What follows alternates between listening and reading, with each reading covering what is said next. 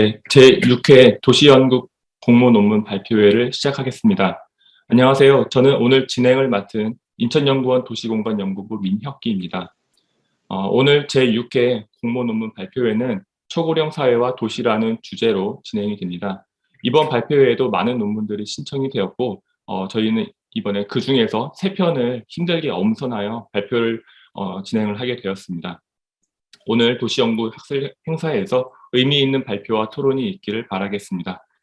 그러면 본격적인 발표에 앞서 도시연구 편집위원장이신 인천연구원 이왕기 선임연구위원의 인사 말씀이 있겠습니다. 이왕기 박사님 인사 말씀 부탁드리겠습니다.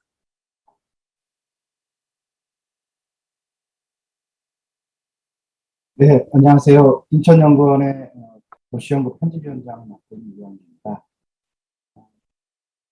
이렇게 제6회 도시연구 공모 논문 발표에 참여해 주신 모든 분들께 먼저 감사 인사드립니다. 조금은 진정 국면에 있긴 하지만 여전히 코로나 상황이 좀 진행 중인 상태이기 때문에 온라인으로 지금 진행을 하게 되었습니다. 다소 아쉽긴 하지만 중요한 지금 미래 어젠다를 대상으로 해서 아주 좋은 논문들이 발표되고 또 전문가분들이 참여를 해서 토론을 또 이렇게 진행을 해줄 거로 지금 예정을 하고 있어서 기대가 되고 있습니다. 인천연구원 학술지 도시연구 편집위원회에서는 상하반기로 구분해서 이제 신진 연구자하고 대학원생을 대상으로 기획논단 원고를 공모하고 있습니다. 연구 결과가 기대되는 논문들을 좀 선정을 해서 학술 발표를 같이 하고 있는데요. 이러한 공모하고 발표 과정들은 신진 연구자하고 대학원생들의 도시 연구에 대한 관심을 또 유도할 수 있고 또 발표 기회를 또 제공할 수 있다는 측면에서 좋은 목적을 좀 가지고 있습니다. 그리고 발표하고 토론하는 과정을 통해서 현안을 대상으로 해서 조금 더 최신 연구 동향에 대한 정보를 또 공유하는 자리라는 그런 의미도 좀 부여가 되고 있습니다. 이번이 6번째로 진행되는 공모입니다. 이번 공모가 초고령 사회와 도시라는 주제로 진행이 되고 있는데 다들 공감하시는 것처럼 도시정책 영역에서 가장 중요한 화두 중 하나입니다. 우리 사회가 특히 고령 사회에서 고령 사회 그리고 초고령 사회로의 이 진입 속도가 세계에서 가장 빠르다고 지금 하고 있는데 아마도 세계 최저의 출산율이 지속하면서 예상보다 훨씬 빠른 속도로 좀 변해가고 있습니다. 인구 문제는 도시 정책에 있어서 가장 핵심적인 기반이라는 점에서 이처럼 이렇게 초고령 사회로 빠른 변화는 굉장히 중요한 이슈이기 때문에 이러한 변화를 대상으로 해서 조금 더 깊이 있는 연구가 필요한 시점이라고 이렇게 보고 있습니다. 이런 관점에서 오늘 발표가 예정되어 있는 3편의 논문들이 있는데 중고령자의 재취업 일자리 안정성과 영향, 노인 분석, 그리고 노인 장기 요양기간 지역별 분포 특성, 그리고 코로나19 시기에 노인 1인 가구의 정신건강 문제 이런 주제들을 다루고 있는 3편의 논문은 아마도 초고령 사회를 준비하는 시점에서 의미가 크다고 이렇게 생각을 하고 있습니다. 앞서 사회자분도 말씀을 해주셨지만 많은 분들이 사실은 공모에 참여를 해주셨고 흥미있고 의미 있는 주제들이 좀 많았었습니다. 모든 분들의 연구 결과를 들을 수는 없어 조금 아쉽긴 하지만 오늘 발표해 주실 주제 모두가 의미 있는 연구 주제라는 측면에서 좋은 기대 또는 성과를 보여주셨다고 이렇게 생각을 하고 있습니다. 오늘 이제 발표해 주시는 3분의 발표자 포함해서 또 발표 논문에 대한 고견을 또 들려주실 3분의 토론자 분들께 다시 한번 감사 인사드립니다. 앞으로도 인천연구원의 학술지 도시연구에 대해서 많은 관심을 가져주시길 좀 부탁드리고요. 내년 상반기에도 같은 논문 공모가 예정이 되고 있는데 주거 안정과 주택 정책이라는 주제로 공모가 지금 진행 중에 있습니다. 이 부분에 대해서도 많은 관심을 좀 부탁을 드리겠습니다. 네, 감사합니다.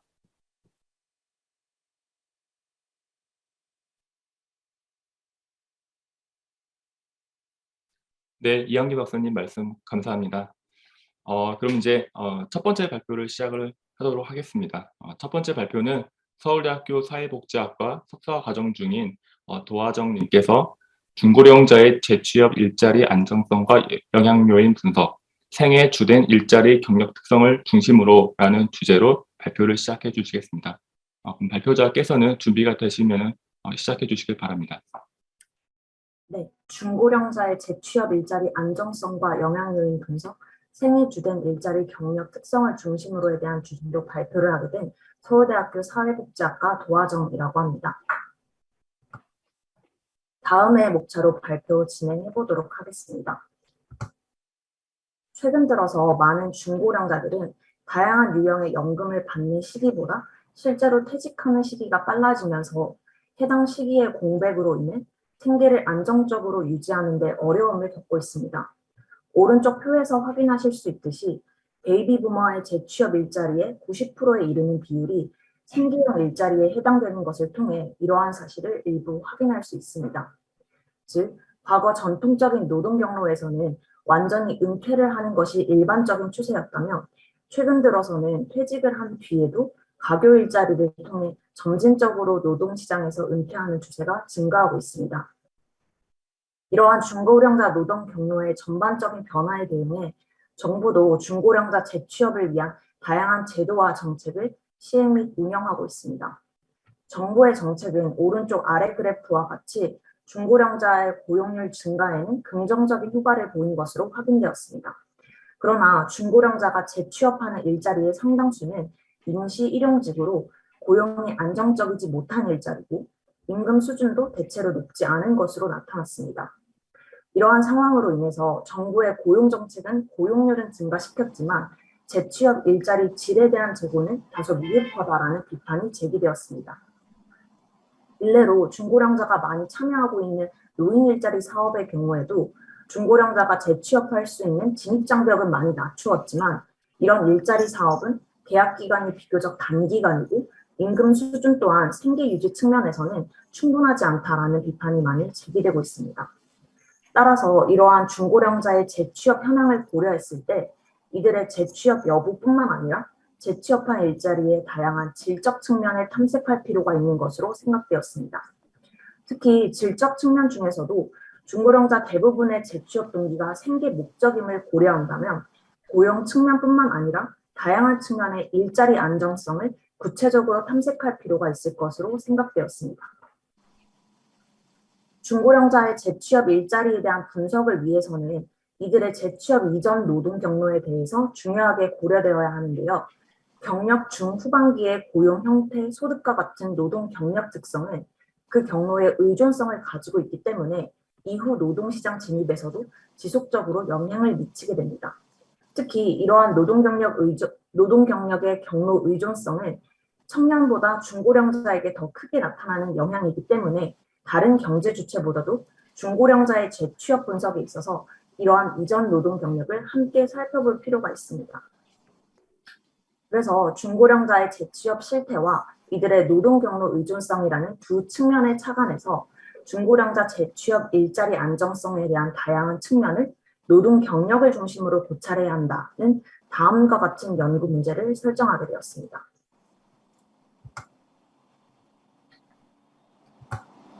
연구 문제 탐색을 위해서 우선 일자리 안정성 관련 선행 연구를 검토했을 때 일자리 안정성은 기존 연구들에서 하나의 통일된 용어로 사용되지 않고 다양한 표현으로 기술되어 있는 것을 확인했습니다.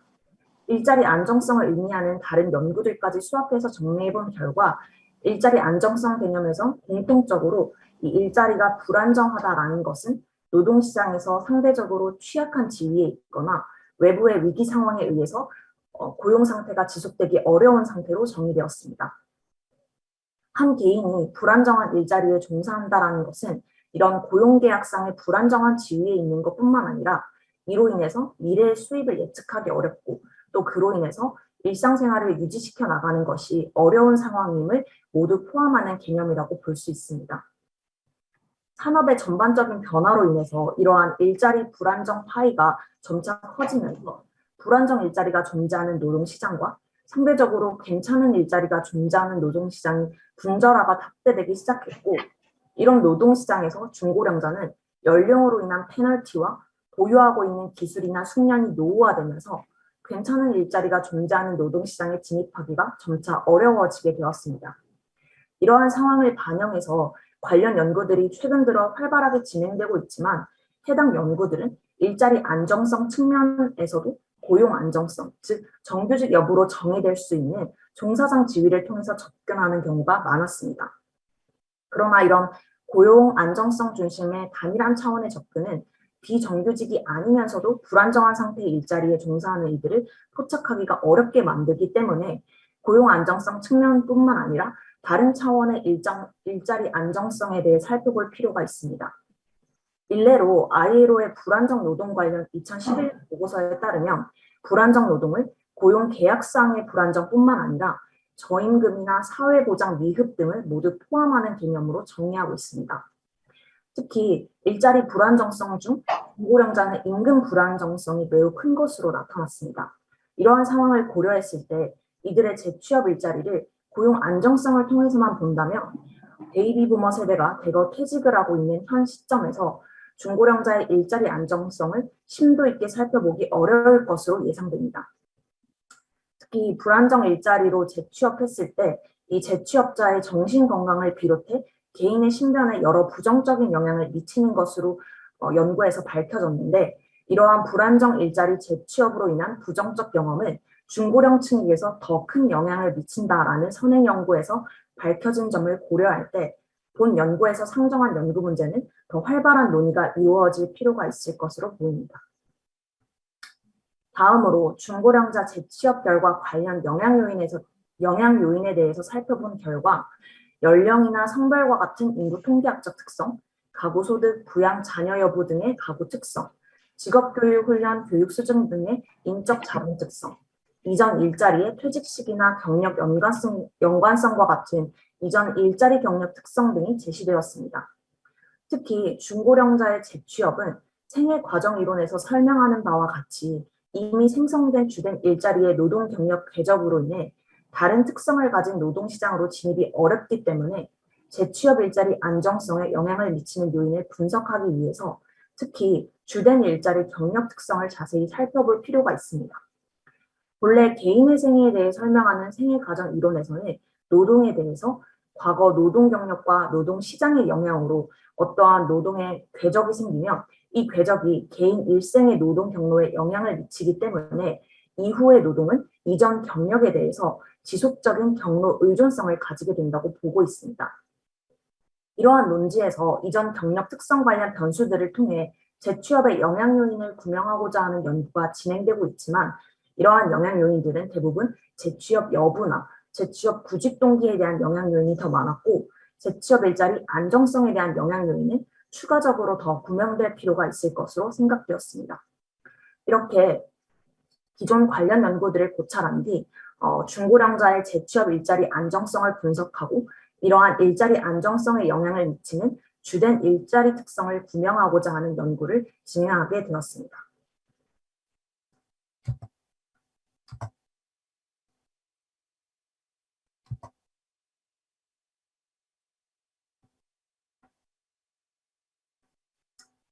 중고령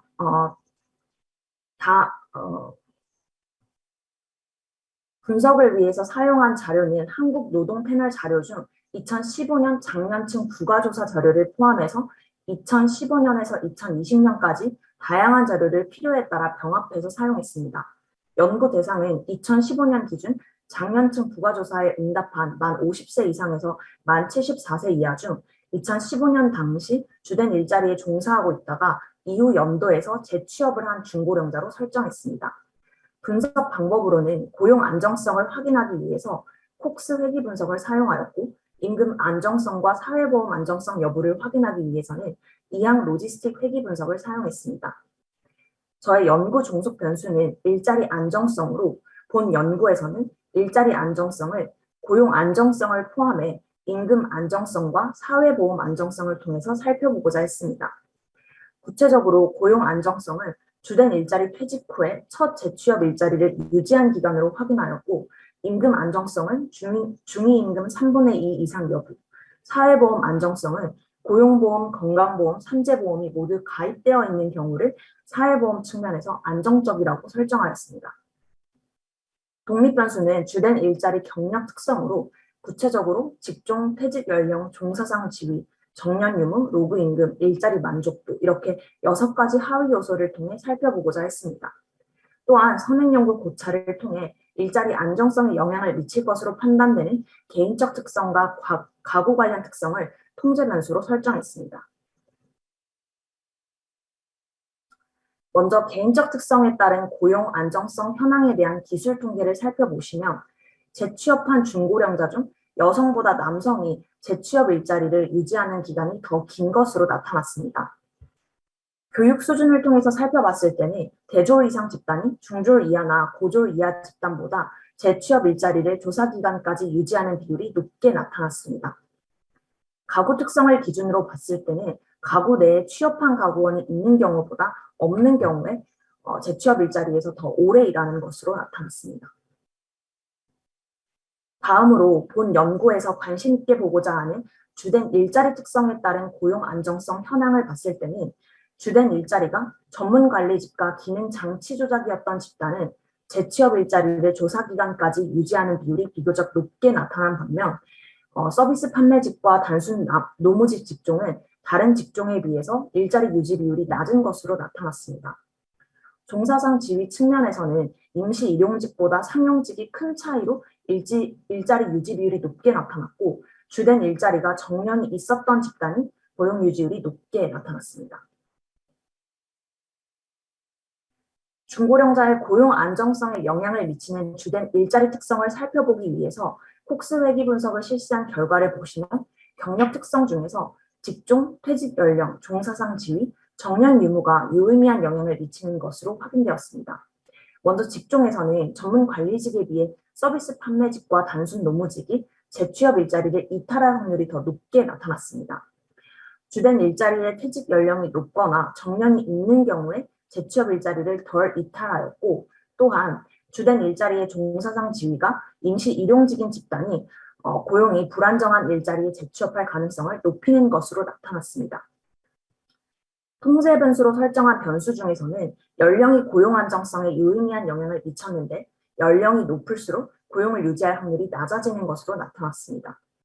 한편 대부분의 연구에서 이 고용 유지에 유의미한 영향을 미치는 것으로 제시되었던 교육 수준은 본 연구의 일자리 안정성에는 유의미한 영향을 미치지 않는 것으로 확인되면서 중고령자 재취업 일자리 고용 안정성에는 이런 학력 프리미엄이 작용한다고 판단하기 어려울 것으로 추측됐습니다.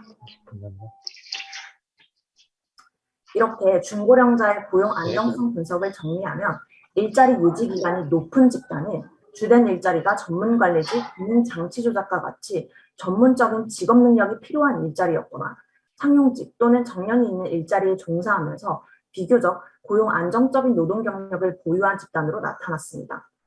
고용 안정성에 영향을 미치는 경력 특성 또한 기술 통계 결과와 유사하게 나타나면서 주된 일자리의 경력의 기술 수준이 비교적 낮고 고용 안정성이 낮았던 집단일수록 재취업 일자리를 유지할 확률이 낮은 것을 확인할 수 있었습니다.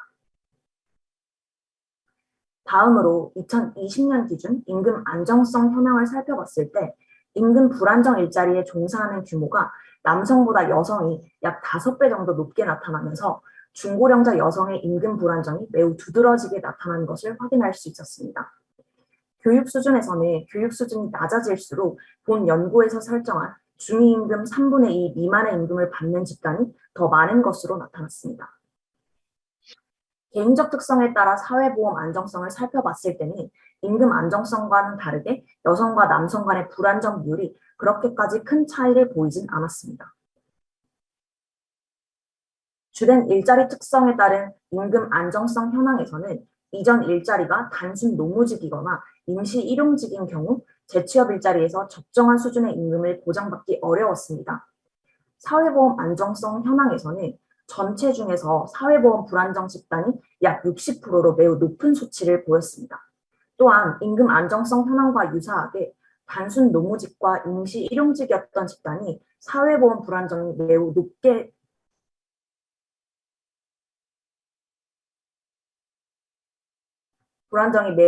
나타나면서 임금 불안정 집단과 사회보험 불안정 집단이 상당 부분이 중첩되는 것을 확인했습니다. 다음으로 중고령자 임금 안정성에 대한 로지스틱 회귀 분석 결과 로그 임금과 일자리 만족도가 임금 안정성에 유의미한 영향을 미친 것으로 나타났습니다. 특히 이전 일자리 로그 임금이 높을수록 재취업한 일자리에서 기준 임금 이상을 받을 가능성을 잘 설명하는 변수인 것을 확인하면서 임금의 상태 의존성을 어느 정도 파악할 수 있었습니다. 재취업한 일자리의 임금 안정성에 영향을 미치는 다른 변수로 일자리 만족도의 경우 이전 일자리의 만족도가 높을수록 임금이 안정적인 일자리에 재취업할 확률이 높게 나타났는데 이는 일자리 만족도가 높았다는 것이 보수나 직무 내용과 같은 측면에서 주된 일자리가 질적으로 괜찮은 일자리였다라는 것을 간접적으로 나타낸다고 볼 수 있습니다. 따라서 이러한 특성의 일자리 경력을 가진 중고령자는 이후 일자리에서도 적정 수준의 임금을 받을 가능성이 높을 것으로 해석할 수 있습니다. 사회보험 안정성에 대한 분석 결과 퇴직 연령과 종사상 지위가 유의미한 영향을 미치는 것으로 확인되고 늦게 주된 일자리에서 퇴직하거나 주된 일자리가 상용직인 경우에 이후 일자리에서 사회보험이 안정적으로 보장되는 일자리를 가질 확률이 높게 나타났습니다.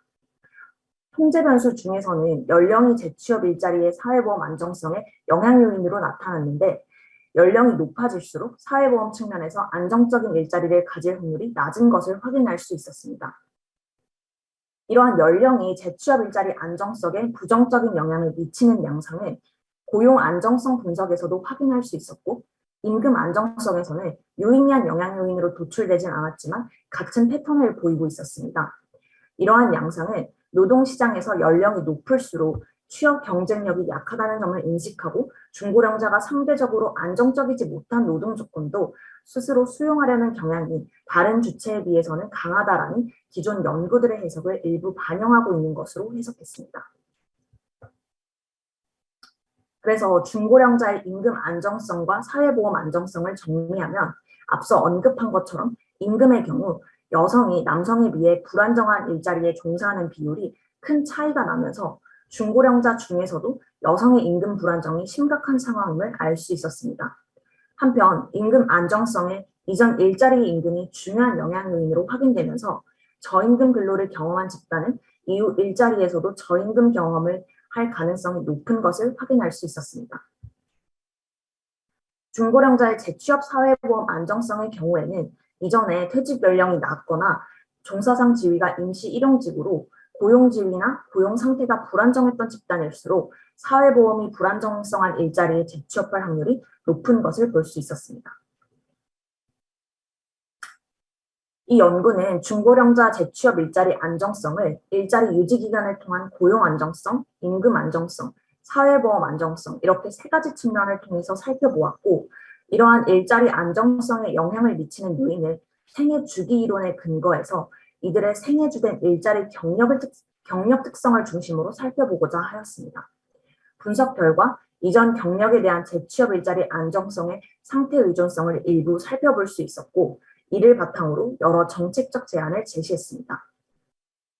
첫 번째로 조사 대상 중고령자의 일자리 유지 기간은 긴 편이 아니었고 이들이 생계 유지를 위해 재취업을 선택하는 경우가 많다는 점을 고려할 때 반복적인 단기성 재취업을 방지하기 위해 고용 안정성을 보장할 수 있는 다양한 법적 제도적 장치가 마련될 필요가 있습니다. 현재 중고령자의 고용과 직접적으로 관련이 되어 있는 고령자 고용촉진법을 살펴봐도 중고령자의 고용을 안정적으로 보장하기 위한 내용이 구체적으로 명시되어 있지 않습니다. 따라서 이러한 법과 제도에서부터 중고령자의 고용 안정성을 보장할 수 있는 내용이 구체적으로 제한될 필요가 있을 것으로 생각됩니다. 다음으로 중고령자의 노동 경력은 상태 의존성이 비교적 강하게 나타난다는 것을 고려할 때 이러한 의존성을 완화하기 위한 방안이 체계적으로 설계될 필요가 있을 것으로 사례됩니다. 재취업이 본격적으로 이루어지기 전에 노동 경력 특성이 재취업에 미치는 영향을 줄이기 위해서 직업 교육 훈련을 통해 좀 더 현재 산업계의 수요에 필요한 직무 역량을 학습할 수 있도록 지원하는 사전 예방책이 필요하고 더불어 불가역적으로 발생하게 되는 상태 의존성으로 인한 재취업 일자리 불안정성을 해소하기 위해서 다양한 정책 설계가 필요할 것으로 생각됩니다. 사후 처방책으로서 본 조사에서 확인할 수 있듯이 특히 중고령자의 재취업 일자리 안정성 중에서 사회보험 측면에서 안정성이 부족한 실정이기 때문에 이들의 사회보험 안정성을 지원할 수 있는 정책이 마련될 필요가 있습니다. 현재 두루누리 사업을 통해서 정부가 고용보험료를 지원하고 있지만 지원 대상의 폭이 크지 않기 때문에 중고령자의 사회보험 안전망 기능을 하기에는 미흡한 부분이 있고, 따라서 중고령자 대상 중심의 안정성 정책이 더 세밀하게 설계될 필요가 있습니다. 그 밖에도 본 연구에서 중고령자의 임금 불안정도 개선이 많이 필요하기 때문에 중고령자의 소득을 일부 보전해 줄 수 있는 형태의 제도 수립도 고민해 볼 수 있습니다. 따라서 중고령자의 고용 증가뿐만 아니라 개개인의 노동 경력과 생애 주기 특성 등을 고려한 정책 설계가 더욱 추후에 필요할 것으로 생각됩니다. 다음으로 이 연구는 몇 가지 한계점을 가지고 있습니다. 우선 주된 일자리를 정의할 때 부가조사의 설문문항을 기준으로 중고령자 본인이 생각하는 주된 일자리로 기준을 설정했기 때문에 실제로 이들의 재취업에 더 큰 영향을 미칠 수 있는 다른 주된 일자리가 존재할 수 있지만 본 연구에서는 데이터의 한계로 그 부분까지 고려하기 어려운 점이 있었습니다.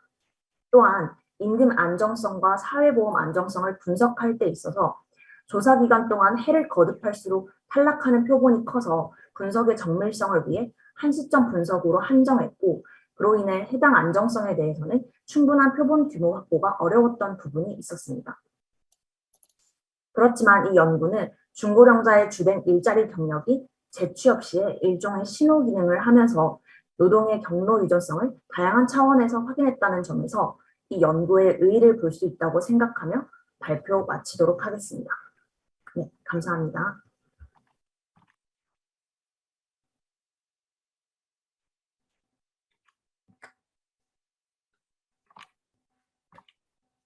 네, 발표 감사합니다.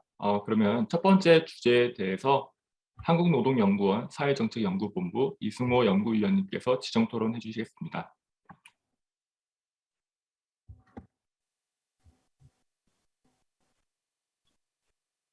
네, 안녕하세요. 노동연구원의 이승우라고 합니다. 발표 잘 들었고요. 토론을 시작하겠습니다.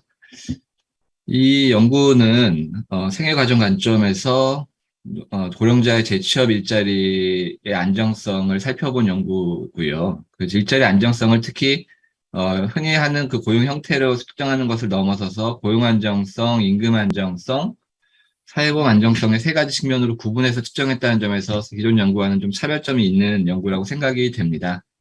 연구의 최종 목적은 2015년에 관측된 주된 일자리 특성이 2020년이었나? 그 이후에 관측된 21년이었나요? 아무튼 이후 시점에 관측된 재취업한 일자리의 안정성에 미치는 영향을 규명하는 데 있는 걸로 보이고요. 연구자께서 잘 말씀해 주셨던 것처럼 이 주된 일자리에서의 퇴직 시점과 그리고 노령연금 수급 연령 간의 소득이 단절되는 문제가 굉장히 중요한 이슈입니다. 다수의 임금 근로자들이 노동시장에 이탈하는 시점이 이제 법정 정년이 60세 이상으로 규정이 돼 있고 실제로 60세 부근의 시점에 제일 많은 사람들이 그 정년 퇴직하는 수치가 발견이 되거든요. 노령연금 수급 시점은 지금 2022년 기준으로 62세고 내년부터는 63세, 이후에도 계속 상향 조정돼서 2033년에는 65세가 돼야 이제 노령연금을 수급하도록 상향 조정될 예정이고요. 그 법정 정년이 계속 유지가 되면은 지금은 이제 정년 이후에 노령연금 수급까지 2년의 단절 기간이 있고, 향은 이제 5년까지 이 기간이 증가될 상황입니다.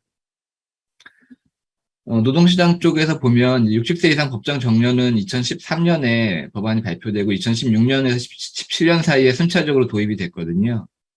그 제도가 시행된 지 지금 상당한 시간이 소요됐다고 볼 수도 있지만 실제로 이 법정 정년이 잘 돌아가고 있는지를 보면은 꼭 그렇지만은 않습니다.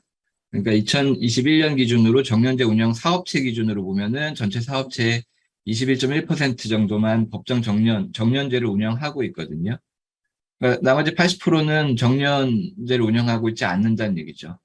정년 의무화 법안이 정년을 운영하는 경우에는 60세 이상으로 할 것을 의무화한 것이지 각 사업체에게 정년을 의무적으로 도입하라고 한 것은 아니기 때문에 이런 결과가 나타나는 거고요. 실제로 이 60세 이상 정년이 노령연금 수급연령 상향에 맞춰서 조정이 돼야 될 필요가 있다는 주장이 여기저기 제기가 되고 있는데 이 법정 정년을 더 조정하기는 쉽지 않아 보입니다. 지금 60세 이상 정년 의무화 법안도 노사 합의에 상당히 난항을 겪어서 도입이 됐던 것이고 현재도 지금 노사 간의 이견이 매우 커서 조정이 단기간에 이루어질 것으로 보이지는 않거든요. 사측에서는 뭐 연공성이 되게 높은 임금 체계 하에서 고령자를 더 오래 고용하게 되면 인건비 부담이 된다고 강하게 얘기를 하고 있고 노측에서는 지금 아까 말씀드렸던 것처럼 소득 단절 문제에 대해서 이슈를 제기하고 있는 상황입니다. 제도적 지원이 어쨌든 마련은 돼야 되는데 그 전까지 고령자들은 노동시장에 의존할 수밖에 없는 상황입니다. 생애 과정 관점을 얘기하셨는데 이 고령기는 소득원이 노동소득에서 어떤 공적 사적 이전 소득으로 전환되는 시기에 해당합니다. 노동소득은 감소를 하는 와중에 이전 소득이 충당되지 않은 빈곤에 빠질 수밖에 없고요.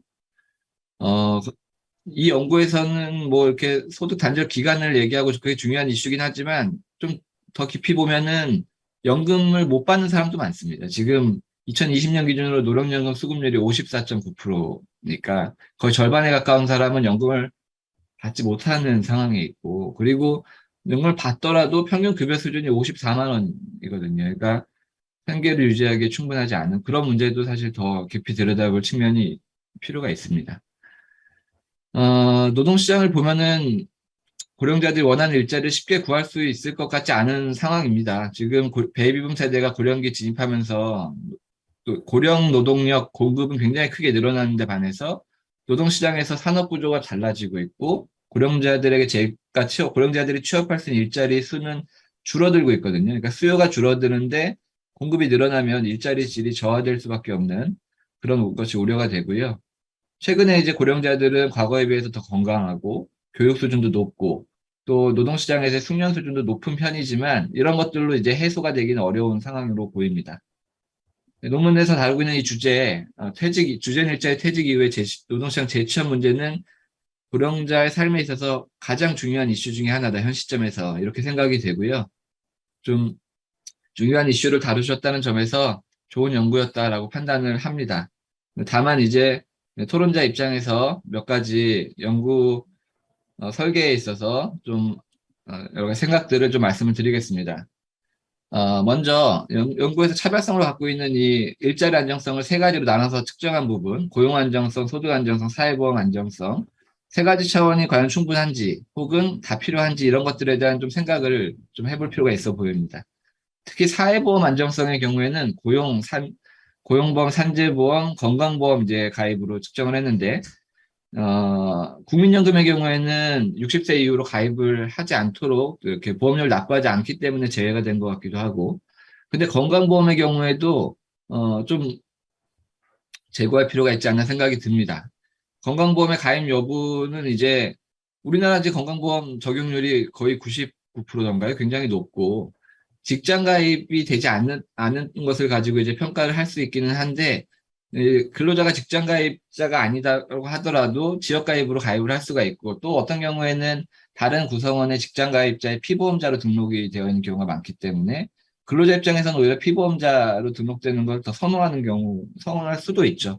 그러니까 이게 직장 가입이 건강보험이 직장 가입으로 되어 있지 않는다는 것이 사회보험 안정성이 떨어진 것으로 판단할 수 있느냐, 실질적으로 보장이 되지 않는 것으로 판단할 수 있느냐에 대해서는 좀 그렇지 않을 수도 있다. 이런 생각이 들었고요. 그런 것보다 오히려 일자리 안정성에 관련해서는 직무의 위험성이나 혹은 재택근로 가능 여부와 같은 어떤 적절한 복리 혜택 수준이 더 중요한 변수가 되지 않을까? 이런 생각이 들었고요. 두 번째는 분석 대상인데 이거 좀 아쉬운 부분입니다. 2015년 당시에 50에서 74세 기준 응답자로 이제 해가지고 그 안에 뭐 주된 일자리 재직 중인 사람, 퇴직 후 다른 일자리 재취업한 사람, 뭐 이런 식으로 쭉쭉 이제 분석 대상을 추려나가는 과정이 설명이 되어 있는데요. 근데 2015년 당시 연령 범위가 50에서 74세로 25년이나 되는 거는 좀 너무 넓지 않나 생각이 들었어요. 그러니까 50세의 경우는 그 주된 일자리 퇴직이 2020년까지도 관측이 되지 않을 가능성이 높거든요. 2020년이 되어도 55세잖아요. 그럴 가능성이 높고, 65세 이상 집단이 주된 일자리에 그때까지 가입돼 있다면 상당히 고위직에 해당할 가능성이 높습니다. 이런 부분은 이 주된 일자리 임금이 이제 주된 변수로 들어가는데 여기에도 영향을 미치거든요. 우리나라 임금 체계가 연공성이 강하다고 하는데 연령에 따라 임금이 다르다는 의미입니다. 연령이 높아질수록 임금이 올라가다가 대기업 같은 경우는 임금 피크제 시점에 들어서면 임금이 낮아지기 시작하죠. 그러면은 이 연구의 기준에 의하면은 50세 고임금 근로자가 있고 59세 그보다 낮은 임금의 근로자가 있으면 59세의 낮은 임금 근로자가 더 낮은 질의 주된 일자리를 가진 걸로 이제 판단이 되는 건데, 실제로 이분이 이제 임금 피크제 적용을 받고 있다면은, 실제로는 50세 시점에는 더 많은 임금을 받았을 수도 있기 때문에, 이게 이제, 연령에 따른 임금 차이가 연구 모형에 영향을 미치게 되는 겁니다. 이런 걸 피하기 위해서는 좀 더 많은 시점의 자료를 사용해서 50세 시점의 주된 일자리가 60대 초반의 재취업 일자리에 미치는 영향이라든가 좀 연령 범위를 좁혀서 연구 설계가 좀 다시 구성되면 해소가 될 수도 있다, 이런 의견들이고요. 종속 변수에 대한 부분도 좀 아쉬운 부분이 있는데, 재취업한 일자리의 실제 재직 기간으로 고용 안정성을 측정했거든요. 근데 실제 재직 기간은 그 일자리의 안정적인 특성과는 좀 다른 개념입니다. 특히 고령자는 원하는 언제까지 일하고 싶어 하더라도 건강이라든가 다른 이유로 퇴직할 수가 있고요. 그런 점에서 이제 실제 재취업한 일자리의 고용 안정성이 아니라 실제 재직 기간으로 측정을 하다 보면 이런 차이들이 고려되지 어렵다는 점이 있고, 임금 안정성의 경우에는 중위임금 3분의 2가 넘느냐 안 넘느냐 이분 변수로 했는데, 이게 재직 기간에서도 보면은 연속 변수로 판단했던 것들인데 이거를 이분 변수로 꼭 추정할 필요가 있는지 의문이 들었고, 사회법 안정성의 경우에는 아까 말씀드렸던 고용 산재보험 중심으로 하는 것이 좋겠다는 의견들이고요.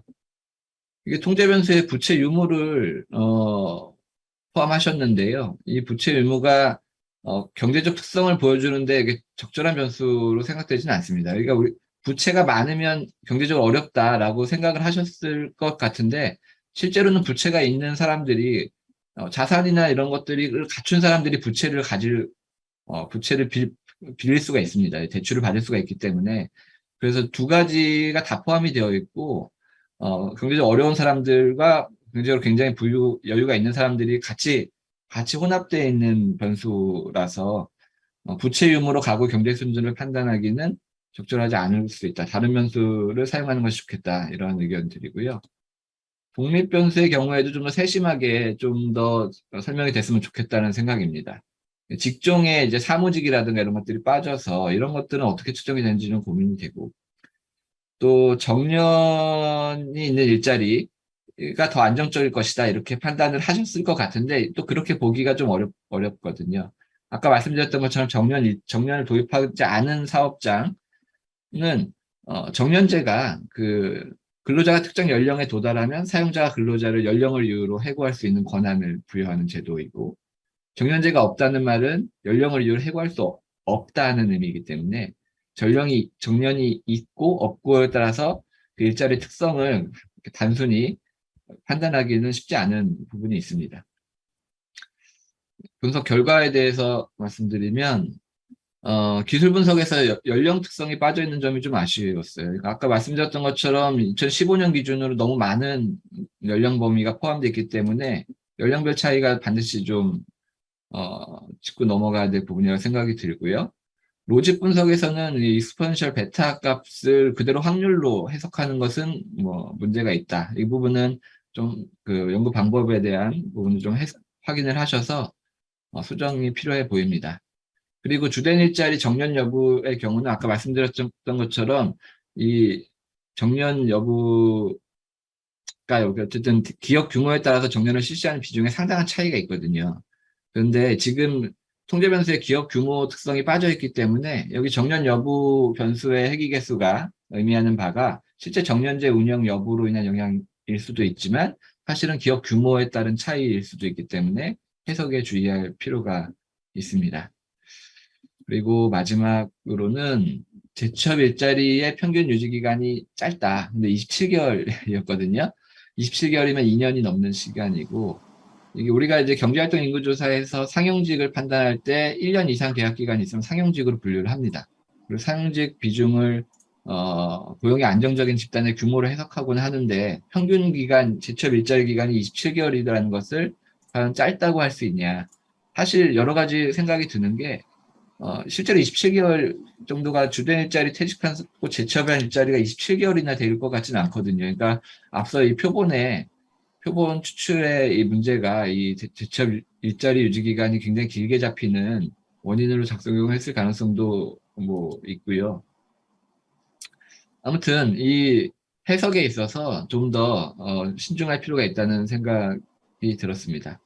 중요한 주제를 다룬 논문을 만나서 반가웠고요. 예, 제가 드린 의견이 좀 논문 수정에 도움이 됐으면 좋겠습니다. 예, 이상입니다.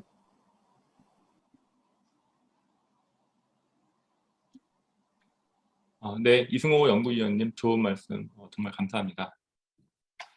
네, 그러면 이제 두 번째 주제 발표를 시작하도록 하겠습니다. 혹시 두 번째 발표자께서 준비가 되셨나요? 네, 됐습니다. 혹시 네. 들리십니까? 예, 잘 들립니다. 예, 그러면은 노인 장기 요양 기간 지역별 분포 형평성에 관한 연구, 재가 서비스를 중심으로라는 주제로 연세대학교 도시공학과 조인호 박사님께서 발표를 시작해 주시겠습니다. 네, 안녕하세요. 두 번째 발표자 조인호입니다. 우선은 이렇게 사회의 화두인 초고령화에 대해서 발표하고 토론할 수 있는 기회를 주셔서 감사드립니다. 네, 제가 발표할 연구 주제는 노인 장기 요양기간 지역별 분포 형평성에 관한 연구입니다. 그리고 노인 장기 요양기간 중에서도 재가 서비스를 중심으로 연구를 하였습니다. 발표 목차는 다음과 같습니다. 1장에서는 이 연구를 진행하게 된 배경에 대해서 설명을 드리고 2장에서는 그 연구의 질문과 선행 연구 고찰, 그리고 제3장에서는 제가 진행한 연구의 내용과 그 결과를 토대로 한 시사점, 그리고 앞으로 연구에 대한 보완점에 대해서 말씀드리도록 하겠습니다. 연구의 배경은 첫 번째 키워드는 바로 고령 사회입니다. 저희 지금 도시 연구의 이 주제이기도 하고요. 고령 사회라고 하면 우선은 고령 인구가 증가하기 때문이라고 생각이 되는데 2022년 현재 65세 고령 인구는 901만 8천 명으로 전체 인구의 17.5%를 차지합니다. 그리고 이 수치는 지금 발표 일자로부터 2, 3년 내에 바로 고령 인구 비중이 20.3%에 이르러서 유엔에서 말하고 있는 초고령 사회에 진입할 것으로 전망됩니다. 그리고 고령 인구가 단순히 증가하는 것뿐만 아니라 우리가 주목해야 될 부분은 바로 고령 인구 비율이 증가하고 있는 부분입니다. 특히 고령 인구 비율 중에서도 생산 연령 인구 100명이 부양하는 고령 인구를 뜻하는 노년 부양비가 2020년 현재 20명 수준이라면 2030년에는 40명, 2050년에는 80명을 초과할 것으로 예측되고 있습니다. 이렇게 고령 인구의 비율이 증가하는 것뿐만 아니라 또 하나 주목해야 될 점은 바로 고령화 진행 속도가 증가하고 있다는 점입니다. 이것은 압축적인 노령화라고 표현하고 있는데요. 이 급속한 노령화에 주목해야 될 이유는 우리가 고령화를 준비할 기간이 짧아진다는 점에서 이 심각한 사회 문제를 초래할 수 있기 때문입니다. 그리고 한국은 더군다나 OECD 국가 중에서 이 압축적인 노령화가 가장 빠르게 진행되는 국가이기도 합니다. 그래서 2050년에는 OECD 국가 중에 가장 노령한 국가로 지금 전망되고 있습니다. 따라서 노인 인구 증가와 이런 급속한 인구 고령화로 인해 나타날 수 있는 영향을 분석하고 대비하는 것이 필요한 실정입니다. 바로 이렇게 고령화로 인해서 나타나는 사회적 변화를 좀 더 자세히 살펴보면요. 고령화는 계속 학계에서 이 사회 문제로 인식되고 위기 담론화되어 오고 있습니다. 왜냐하면 이 노인 인구가 차지하는 비중과 부양 부담이 증가함에 따라서 바로 세대 간의 갈등이 발생할 수 있고 사회적인 그 질서를 심각하게 위협할 수 있기 때문입니다. 그 중에서도 제가 주목했던 부분은 바로 보건사회 시스템의 부담이 증가한다는 부분이었습니다. 급속한 인구 고령화는 보건 시스템과 사회보장 시스템에 상당한 압박을 가한다고 나타나 있고요. 심지어 한국은 아까도 말씀드렸다시피 최단기간 고령화가 진행되는 국가이기 때문에 지역 그 복지 수요가 늘어남에 따라서 지역 서비스 기관이 공급 또한 늘어날 수밖에 없고, 이로 인해서 세금의 순손실이 발생할 수 있기 때문입니다. 실제로 2020년 기준 고령 인구 의료 급여를 보면 전체 의료 급여의 벌써 절반을 초과한 수치임을 알 수 있습니다. 이러한 고령화로 나타나는 사회 부담을 완화시키고자 국가에서는 2008년부터 노인 장기 요양 보험 제도를 시행했습니다. 아까 발표 첫 번째 그 토론자 연구위원님께서도 말씀해 주셨다시피 우리나라는 거의 100%에 가까운 비율로 건강보험에 적용이 되어 있습니다. 가입이 되어 있습니다. 그 건강보험에 가입되어 있는 사람이 동일하게 적용받는 것이 바로 장기요양보험입니다. 이 장기요양보험 제도는 고령이나 노인성 질병 등의 사유로 다른 사람의 도움을 받지 않고서는 생활하기 어려운 노인들, 한마디로 보편적 대상자들에게 신체 활동 또는 가사 지원 등을 제공하는 사회보험 제도를 의미합니다. 간단히 설명드리면, 시간 관계상 간단히 설명드리면, 이 요양보험 제도에 저희가 이용할 수 있는 서비스는 크게 세 가지로 나뉩니다. 그리고 제가 연구에서 주목한 부분은 바로 이 재가급여였고요. 재가급여는 바로 시설급여와 큰 차이가 집에서 이 서비스를 받을 수 있다는 것이고, 시설급여는 그 시설에 입소해야 받는다는 그 차이가 있습니다. 이러한 제도를 도입한 이후 나타나고 있는 양상을 살펴보면 바로 기관의 공급이 증가하고 있다는 점입니다. 2009년 말, 한마디로 제도가 도입된 이제 그 시기에는 시설 장기 요양 기관의 경우 2,629개에서 2016년 말에는 5,622개로 시설의 수가 거의 2배 가까이 늘었으면서 2020년 말에는 약 6,000개로 그 수가 꾸준히 늘어가고 있습니다. 이렇게 공급의 증가뿐만 아니라 수요도 당연히 증가하고 있음을 보이고 있는데요. 노인 장기요양보험 통계에 따르면 의료보장 중 고령 인구는 848만 명으로 전년 대비 6%가 증가했고, 실제로 이 보험 제도를 이용하기 위해서 인정받은 자 또한 지속적으로 증가하고 있음을 살펴볼 수 있습니다. 그리고 시설의 공급과 더불어서 관련 종사자 또한 증가되고 있음을 알 수 있습니다. 그런데 이렇게 계속 증가됨에 따라서 나타나는 문제가 무엇일지 살펴보았습니다. 장기 요양 기간이 지역별로 불균형하게 분포되고 있다는 지적이 계속되고 있고요. 이러한 지적이 유의미한 이유는 장기 요양 보험 제도가 바로 지속성과 사회 정의의 관점에서 분석될 필요가 있기 때문입니다. 그걸 자세히 얘기하면 노인 장기 요양 시설의 경우에는 아까 말씀드렸다시피 보편적 대상에 적용이 돼야 되는데, 그러려면 이용의 형평성이 보장돼야 되고 그 제도를 시행하는 주체인 국가 입장에서는 효율성과 지속 가능성이 담보가 되어야 하기 때문입니다. 그러나 현재 노인복지시설은 도시계획상 설치를 하지 않아도 되는 임의시설이기 때문에 이 이용 대상 및 시설의 특성별로 다양한 입지 기준이 없습니다. 그리고 더불어서 공급이 민간에서 이루어지고 있기 때문에 시장 원리에 따라서 그 증가와 감소가 이루어지고 있어서 이용 대상과 시설의 특성을 고려한 공급 체계가 부족한 상황입니다. 이러한 문제들을 바탕으로 본 연구의 필요성과 목적을 살펴보면요.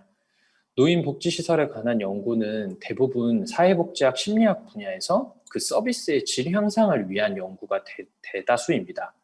그래서 이런 분야의 측면에서도 도시계획 설계 분야에서 도시공간과 노인복지시설에 관련한 논의가 필요합니다. 그리고 이 장기요양기관의 시설의 측면에서도 입지 관련 연구 중 대부분의 입지 연구 대상은 주로 상업, 주거시설에만 국한되어 있어서 이런 공공성을 우선적으로 하는 복지시설에 대한 연구가 필요합니다.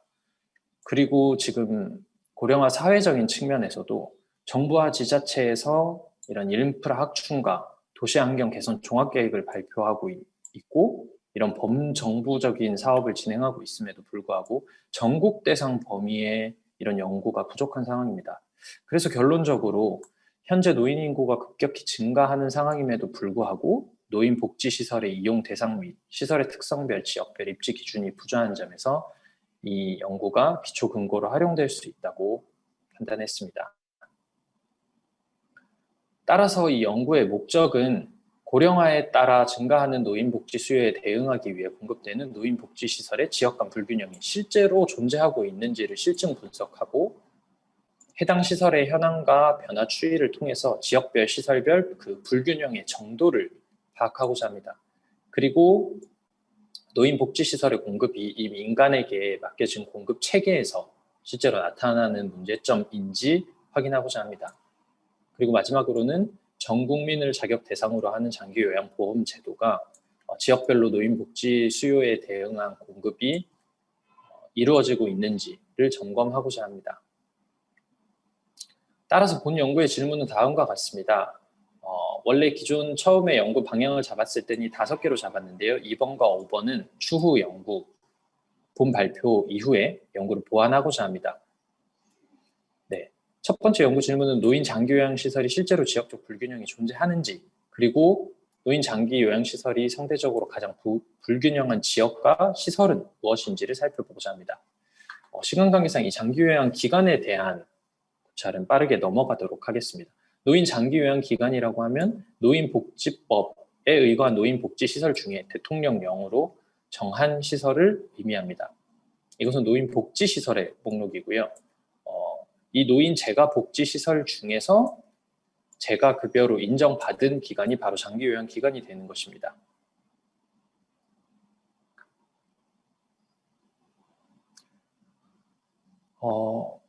그리고 이 비형평성에 대한 연구를 살펴보면 본 연구에 이제 적용한 비형평성에 대해서만 말씀드리겠습니다. 본 연구의 형평성은 바로 수평적 형평성으로 정의하였고요. 이 의미는 한정된 서비스 내에서 서비스 수요에 따른 공급의 분배를 형평성으로 정의한다. 한마디로 지금 전국에 공급된 사회 노인 장기 요양 기간이 가장 적절한 공급의 양이라고 가정한 후에 그러면 수요에 따라서 어떻게 배분이 되었어야 실제로 형평한가를 살펴보고자 합니다. 그 비형평성의 정도는 쿨터의 비형평 계수를 통해서 살펴봤고요. 본 연구에 이 계수를 적용하게 되면 실제 그 지역에 공급된 비율과 형평했을 때를 가정한 비율의 차이, 그 표준 계수값을 이용해서 비형평 계수를 나타내게 됩니다.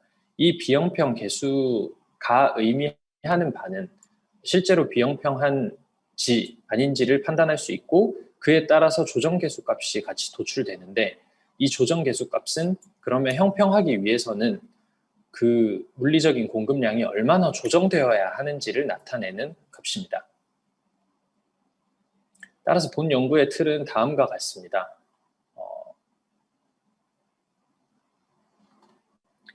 그래서 이제 실제로 이 연구 결과를 요약해서 말씀드리면요.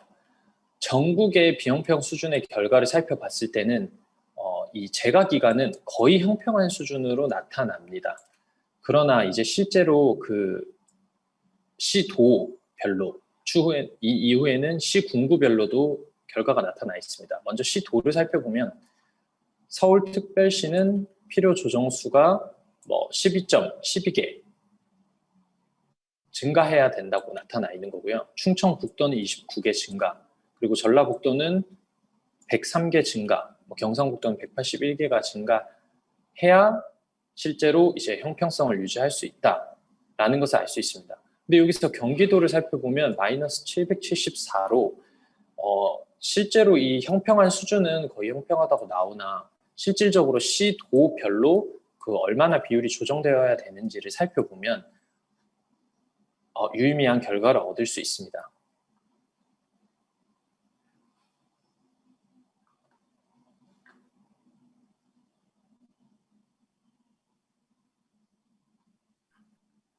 요약된 결과를 바로 말씀드리겠습니다. 전국 장기 요양기관의 기간별로 비형평한 수준을 살펴보면 이렇게 시설기간은 비형평하다고 나타나 있고요.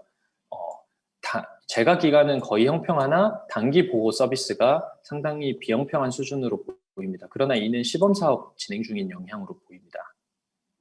그리고 지역별로 비형평한 수준을 살펴보면 이렇게 울산 지역에서는 시설기간이 매우 비형평하고 제주 지역에서는 재가기간이 매우 비형평한 수준임을 알 수 있습니다.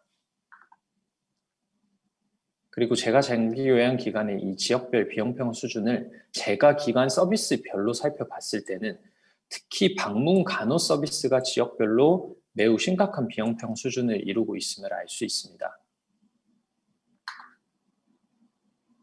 이는 제가 장기요양기관 서비스별로 그 지역 비형평 수준을 살펴본 바이고요.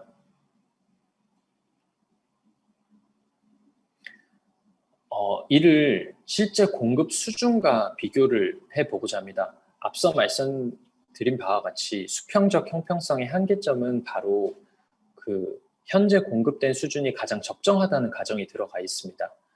그런데 이는 상대적인 비교일 뿐이고 절대적으로 실제로 그 지역이 공급이 더 필요한지 아닌지를 판단하기 위해서는 그 기준을 전국 평균 수준 이상인지 이하인지를 동시에 고려해서 비교해 보았습니다. 그렇게 비교했을 때 이 유형에 해당하는 것이 실제로 공급이 감소가 돼야 되는 지역이고요. 공급이 이미 초과 평균 이상으로 공급되었고 여기가 평균 이하로 공급되면서 비형평한 지역을 의미합니다.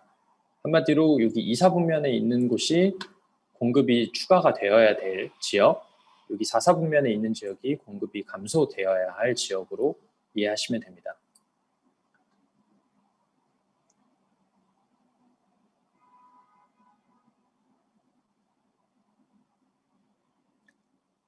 네, 이는 시간 관계상 빠르게 넘어가고 제가 결과 요약에 대해서 바로 말씀드리도록 하겠습니다. 지역별로 살펴봤을 때는 재가기간이 거의 형평한 것으로 나오나 이렇게 대도시, 중소도시, 농어촌 지역으로 살펴봤을 때는 굉장히 비형평한 그리고 조정이 되어야 할 지역이 많음을 알 수 있습니다. 대도시, 중소도시에서는 주로 재가기간이 감소되어야 할 지역이 많은 것으로 나타나고 농어촌 지역에서는 대부분 그 기간이 비형평하고 공급이 부족하여 공급이 추가되어야 한다는 것을 알 수 있습니다. 특히 중소도시와 농어촌의 그 차이가 극심한 것을 알 수 있습니다. 그래서 요약해서 말씀드리면 본 연구의 결과는 크게 세 가지로 살펴볼 수 있습니다. 지역별 비형평성이 존재함을 파악했습니다. 실제로. 본 연구에서는 서비스별로 가장 비형평한 공급된 지역이 어딘지 시도, 시군구 단위로 앞서 나눠서 살펴봤고요. 가장 비형평한 지역을 과공급, 과소공급된 지역으로 구분하였습니다. 그리고 더불어서 이를 대도시, 중소도시, 농어촌 지역으로 구분했을 때는 어떤 또 상이한 결과가 나타나는지 살펴보았습니다. 이 결과에 따라서 비형평성 정도가 가장 높은 지역부터 낮은 지역까지 순서를 나열할 수 있는데요. 그것을 서비스별로 살펴보면 방문 요양 서비스 비형평 정도가 가장 높은 지역은 제주, 그리고 방문 목욕 서비스의 비형평 정도가 가장 높은 지역은 울산, 방문 간호 서비스의 비형평성은 서울, 광주, 경기를 제외하고는 모두 존재했으나 그 정도가 가장 심한 지역은 바로 제주였습니다. 그리고 주야간 보호 서비스의 비형평성은 해당 지역에 모두 존재했으나 그중 가장 심한 지역이 바로 충북이었습니다. 그리고 마지막으로 복지 연구 서비스의 비형평성은 서울, 부산, 인천, 광주, 경기, 경북을 제외하고는 모두 존재했으나 비형평성 속에 가장 심한 지역은 바로 제주인 것을 알 수 있었습니다.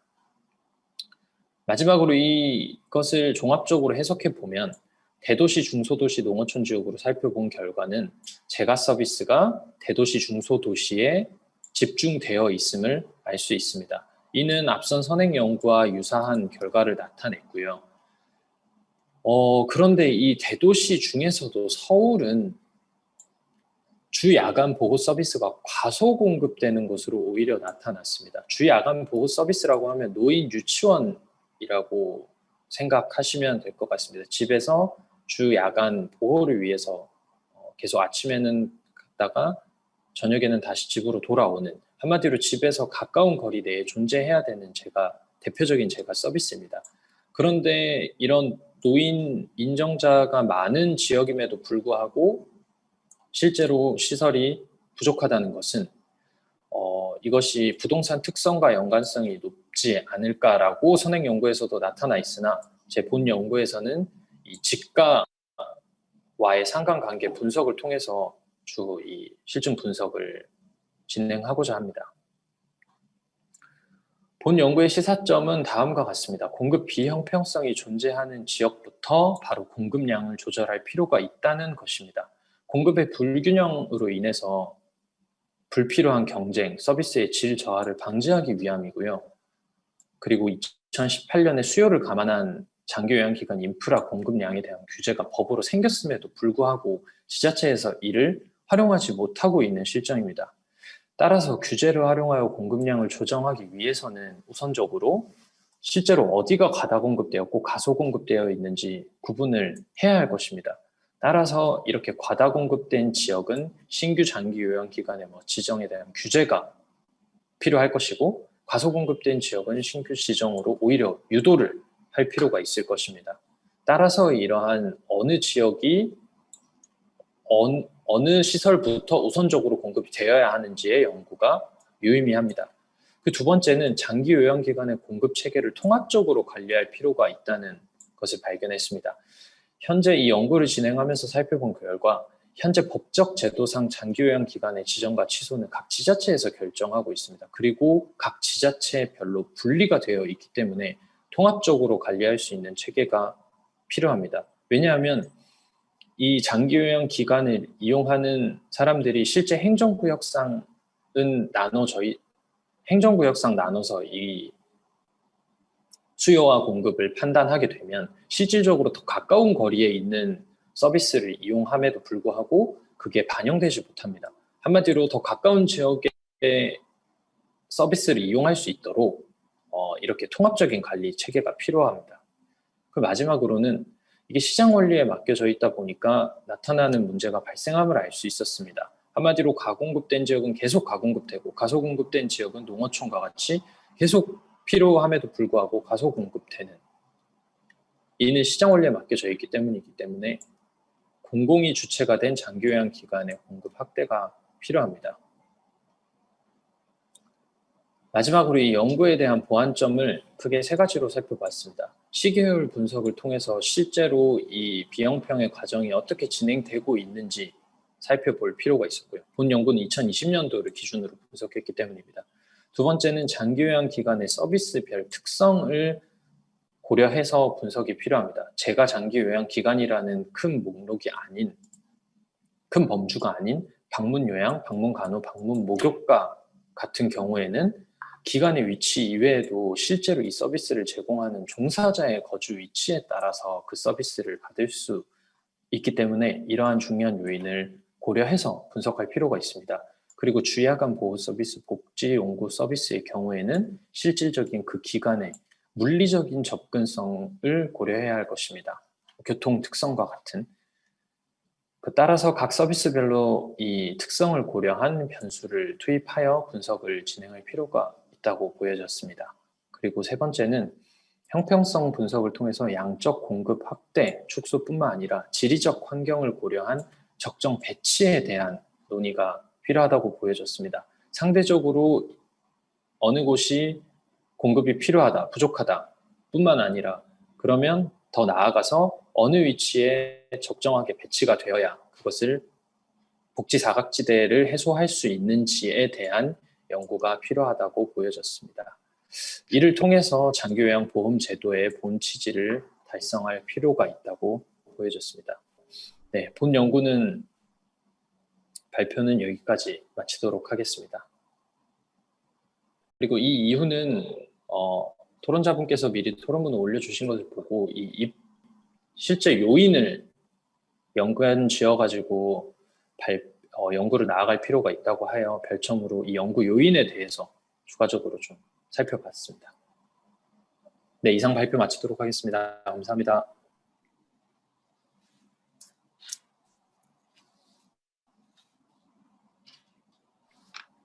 네, 발표 감사합니다. 그러면 두 번째 주제에 대해서 전북대학교 사회복지학과 김윤영 교수님께서 지정 토론해 주시겠습니다. 예, 죄송합니다. 조현호 박사님 발표 잘 들었습니다. 잘 읽었고, 예, 이 연구 토론을 이제 도시연구에서 이제 주체를 이렇게 또 굉장히 그 의미 있게 지금 진행하고 있는데, 예, 도시연구가 사실 이제 사회복지적 맥락을 다루기도 하지만 이렇게 도시공학이나 도시계획 이런 측면에서도 충분히 많이 다루고 있기 때문에 어, 좋은 논문을 이렇게 선별해서 토론하게 된 것 같습니다.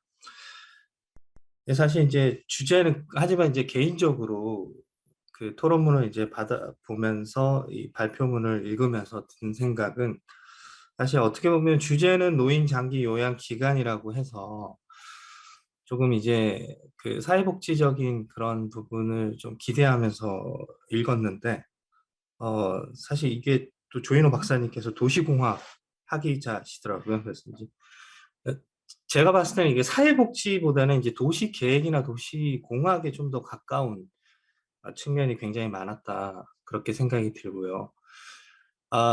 그렇지만 이제 굉장히 의미 있는 내용은 많이 있었죠. 예, 충분히 사회복지가 고려하지 못하는 측면에서 많은 이야기를 해주셔서 재미있게 읽었습니다. 다만 오늘 발표를 보면서 약간 이제 어, 조금 어, 뭐라고 해야 되나요? 조금 이제 개인적으로 이제 발표문이 이게 사실 이제 지리적 분포 이야기를 하는데, 그 나눠드린 그 발표문을 보시면 알겠지만 대체적으로 그 서술이 그래프나 그 표나 이런 게 하나도 없었어요, 사실. 그래서 다 이게 이제 수식으로 되어 있고 지역 분포에 대해서도 이제 수치를 제한하면서 하는데, 약간 이제 비주얼적인 측면이 좀 부족하다 보니까 읽으면서 조금 쉽지 않은 부분이 있었는데, 지금 발표하실 때 보니까 그래프가 많이 있더라고요. 그래서 차후에 이 논문 출판하실 때 지금 조인호 박사님 그래프도 많이 그리시고 표도 많이 만드셨는데, 그런 것들을 좀 논문에 다 넣으면은 훨씬 더 논문이 시각적으로나 굉장히 많은 도움이 될 것이다. 이런 생각이 들 것 같습니다. 그래서 제가 이제 서두에 말씀드렸지만 이 연구가 이제 사회복지적인 맥락과 도시공학적인 맥락을 같이 가지고 있다. 이런 중첩적인 의미를 가지고 있다고 생각을 하고요. 도시 연구, 저희 이제 학술지나 지금 그 학술 세미나 하는 것에 의미는 맞다고 생각을 합니다. 하지만 그럼에도 불구하고 제 전공에 제가 이제 치우쳐서 그런지는 잘 모르겠으나, 어쨌든 노인 장기 요양 기간이 생긴 그 의미를 찾아보면, 그럼에도 불구하고 우리가 이제 사회복지적 의미를 맥락을 제거하고 단순히 기계적인 지리적인 분포로 이렇게 추정할 수 있을까 하는 의문은 제 전공의 편견인지 모르겠지만 제 전공자로서 계속 가지면서 읽었다, 그렇게 말씀을 드리겠습니다. 그래서 전반적으로 이제 그 서론부터 보시면 사실 이제 우리 박사님께서도 굉장히 의미 있는 여러 가지, 이제 우리 한국 사회가 고령화되고 있고 고령화 진행 속도가 빠르고 노인 부양비가 늘고 있고 이런 맥락들을 지적을 해주셨으나, 어떻게 보면 사실 이런 서론들은 이제 논의가 많이 되었거든요. 그리고 이 주제에 맞춰 볼 때 물론 이제 노인 복지를 논의하면서 인구 고령화나 그런 측면을 우리가 짚어야 되긴 하겠지만, 서론이 너무 이제 좀 그런 일반적인 그 핵심 주제를 바로 좀 언급하지 않는다는 느낌을 들었습니다. 그리고 약간 미갈식인 느낌을 들어서 좀 서론을 좀 더 두갈식으로 정립해야 되지 않을까. 사실 또 장기 요양 보험이라던가 장기 요양 기간에 대해서 이야기하는 것도 좋지만, 사실 이제 노인복지 전공자나 혹시 그 사회복지적 맥락을 좀 더 강조할 때는 장기 요양 기간에 대해서 바로 언급하면서 가는 게 좋지 않을까, 서론에서. 그리고 그 재가 급여의 어떤, 지금 재가 서비스 중심이잖아요. 그러면 지금 제가 그 우리 박사님께서 말씀하셨지만 뭐 2020년에 6천 개 정도 보인다고 말씀을 하셨고, 사실 이제 치킨집이 26,000개 정도였던 것 같아요. 몇 년 전에. 거기에 비하면은 굉장히 이제 기간이 많은 거죠. 6,000개면은. 전국의 치킨집이랑 비교해 3만 개 수준에서도 몇 분의 1 수준이니까. 눈에 보이진 않지만 굉장히 많은 거죠. 그래서 이런 제가 서비스 기간의 어떤 분포라든가, 그리고 이제 장기 요양 인정자 수가 어떻게 늘어나는가. 제가 서비스 이용자 수는 또 장기 요양 인정 등급자 중에서 얼마나 이용하고 있는가. 사실 이런 데이터들이 있을 것 같거든요. 이런 데이터들의 흐름을 이야기하면서 이 인정자 수 대비해서 이제 지역 서비스의 분포가 어떻게 되었는지 이런 것들을 이제 짚으면서 출발하면 더 좋지 않을까 하는 생각을 그 박사님의 글과 말씀을 들으면서 조금 생각을 해보았습니다. 그리고 저는 이제 아까 계속 말씀드렸지만 도시 공학적이고 계획적인 관점에서 충분히 기간의 어떤 분포를 당연히 이제 첫 번째 단계에서는 이것을 전체적인 맥락에서 볼 수 있지만 그럼에도 불구하고 이 기간의 어떤 분포 이 자체가 중요한 것인가 장기 서비스를 제공할 때 사실 박사님도 간간히 언급을 하신 것 같아요. 어떻게 보면 제가 서비스는 이게 그 아직까지 그 서비스의 질이 고르다고 보기는 어렵습니다. 의료 시스템이나 다른 여러 가지 기관에 비해서 병원이나 이런 것들은 굉장히 서비스 수준이 많이 올라왔고 우리나라에서 역사도 길고 그리고 이제 기관별로 그 서비스를 제공하는 어떤 맥락의 그 서비스 질의 차이가 편차가 그렇게 다른 거에 비해서 크지 않습니다. 마트도 마찬가지고 우리가 편의점을 선호하는 이유가 어쨌든 비슷비슷한 품목들이 다 있다는 것이거든요. 그래서 이제 서비스 그 질의 차이가 크지 않지만 적어도 장기 요양 기관에서는 이 다른 병원이나 이 편의점이나 이런 기관에 견주어서 이 서비스 질이 굉장히 중요하고 편차도 굉장히 큽니다. 그래서 이제 이게 좋은 장기 제가 서비스 기간이 어디에 어떻게 분포되어 있는가 이거는 이제 공식적인 데이터를 통해서 찾을 수는 없죠. 하지만 그럼에도 불구하고 질이 굉장히 중요하다는 거죠. 그래서 이제 단순 분포를 넘어서 이런 질적인 평가, 사실 이제 건강보험공단에 들어가면 서비스를 어디에 분포했는지 찾을 수 있고 간략하게 뭐 평가 이런 것도 볼 수 있어요.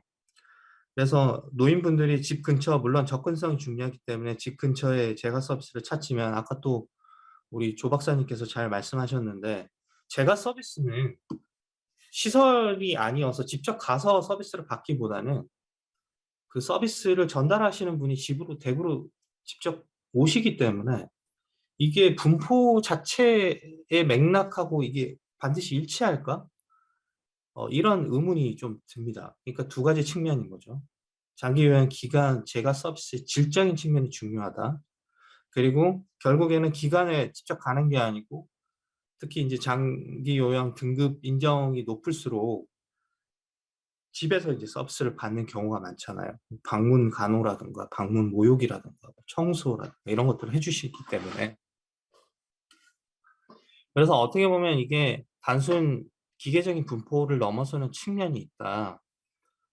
물론 이제 제가 서두에 말씀드렸지만 전체적인 차원에서 지리적인 분포는 중요하다고 했지만 이제 이 부분을 좀 고려해야 되지 않을까 그런 생각이 들었습니다. 그래서 뭐 후속 연구에서 그 여러 가지 뭐 시계열적인 특성 이런 것들도 말씀을 해주셨지만 그리고 결국에 또 서비스별 특성도 필요하다고 언급은 해주셨지만 저는 이제 후속 연구가 단순히 이런 기계적인 분포 차원을 넘어서 이 서비스 질을 좀 반영할 수 있는 부분 그리고 그 서비스를 전달하시는 분들이 어디에 더 분포가 되어 있는가 이런 것들을 또 더 세밀하게 한 단계 더 접근하는 게 더 필요하지 않을까 후속 연구나 아니면 논문에 보완해서 그렇게 생각을 합니다.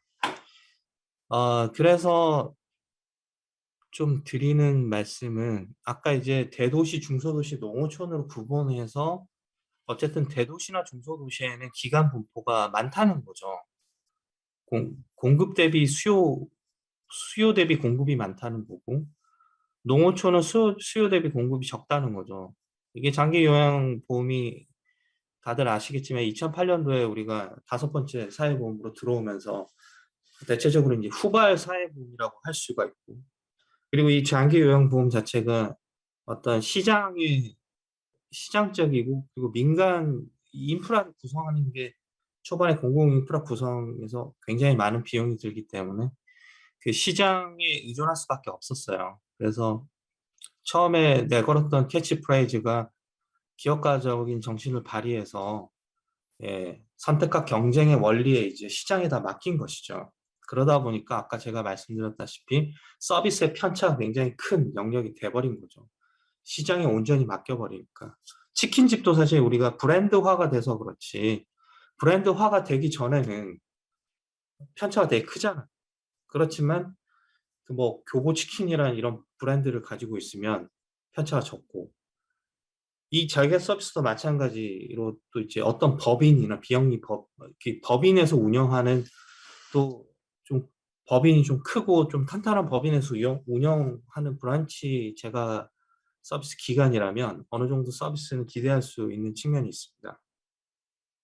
다시 지역별로 이제 말씀을 드리면, 어쨌든 대도시, 중소도시, 농어촌인데, 이거는 이제 첫 번째 단계에서 기계적인 분포를 봐도 어쨌든 대도시, 중소도시는 기관들이 많이 분포되어 있는 거죠. 그리고 이용자, 이 서비스 전달하시는 분들도 상대적으로 많이 분포되어 있는 거죠. 인구가 많으니까. 하지만 농어촌은 이 시장이 들어갔기 때문에 시장 기제에 의해서 작동하면은, 이게 농어촌은 사실 수익이 그렇게 많이 나지 않잖아요.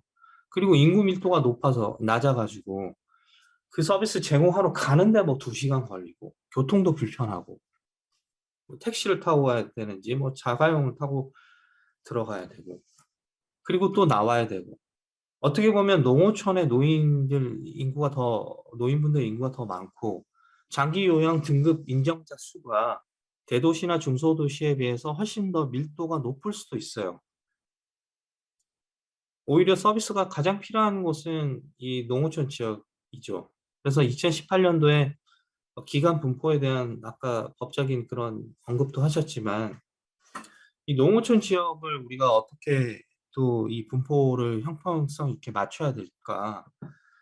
이 형평성에 대한 그 바로 마지막 저는 키라고 생각하거든요. 그래서 이 지역과 농어촌 지역에 인구가 많이 몰리지 않고 시장 수익이 발생하지 않은 지역에 대해서 우리가 기간 분포를 어떻게 해야 될까? 이건 저는 이제 단순히 기계적인 어떤 이런 기간 분포로 해결할 수 없다고 생각합니다. 그러니까 이제 그 당연히 여기는 인구 밀도가 낮고 지리적으로도 이렇게 땅이 농사 짓고 이렇게 비는 땅이 많아서 기간을 많이 만들어도 결국에는 우리가 이렇게 도시 분포나 공학적 관점에서 봤을 때는 많지 않은데, 물론 이제 박사님께서는 이 연구에서는 또 장기 요양 등급 인정자를 기준으로 하셨습니다. 그래서 그 부분에 대해서는 이 연구가 이제 가장 좀 높게 평가받을 수 있는데, 그래도 아까 제가 계속 말씀드렸던 어떤 서비스의 어떤 질이라던가, 그리고 이 서비스 전달하는 분들이 어떻게 분포되어 있는가까지는 고려가 되지 않았기 때문에, 우리가 사실은 마지막은 농어촌 지역이나 지역에 대한 이런 형평성, 지역 분포 형평성을 어떻게 맞출 것인가를 고민하는 게 좀 필요하지 않을까. 그런 문제 의식만이라도 이 논문에 담긴다면 저는 이제 마지막 퍼즐로서는 굉장히 좋지 않을까, 그렇게 생각을 합니다. 어쨌든 제가 뭐 이런저런 이야기는 했지만, 이 연구에서도 우리가 그 사회복지 전공자들이 봐야 될 그런 부분들이 많습니다. 단순히 어떤 선행 연구, 사회정책이나 복지하시는 분들은 집중지수라는 그런 단순한 추정을 하기도 하는데, 여기서는 좀 더 세분화해서 아까 쿨타이라고도 하신 것 같은데, 쿨터의 비형평계수법이라고 조금 더 세분화된 그런 연구 방법론을 쓰신 것 같고, 그리고 65세 고령 인구가 아니라 형평성 정도의 어떤 부모라고 할 수 있는 그 부분을 이제 장기 요양 등급 인정자 수를 기준으로 했고, 또 지역별로 또 세분하게 나눈 지점, 이런 부분에 대해서는 이 연구가 상당히 기여하는 부분이 많다고 생각이 들어서 제가 말씀드렸던 조금 이제 두 갈식으로 좀 핵심적으로 장기 요양 기간과 그리고 이 의미에 대해서 핵심적으로 짚으면서 가는 부분, 그리고 이 기간 분포가 단순히 기계적 분포를 넘어서 이제 질과 그리고 서비스 전달하는 부분, 서비스 전달하는 분들이 어디에 또 분포되어 있는지 이런 것까지도 사실 다 담기는 어렵겠지만, 예, 그런 문제의식이 조금이라도 보인다면 훨씬 더 좋은 논문이 되지 않을까.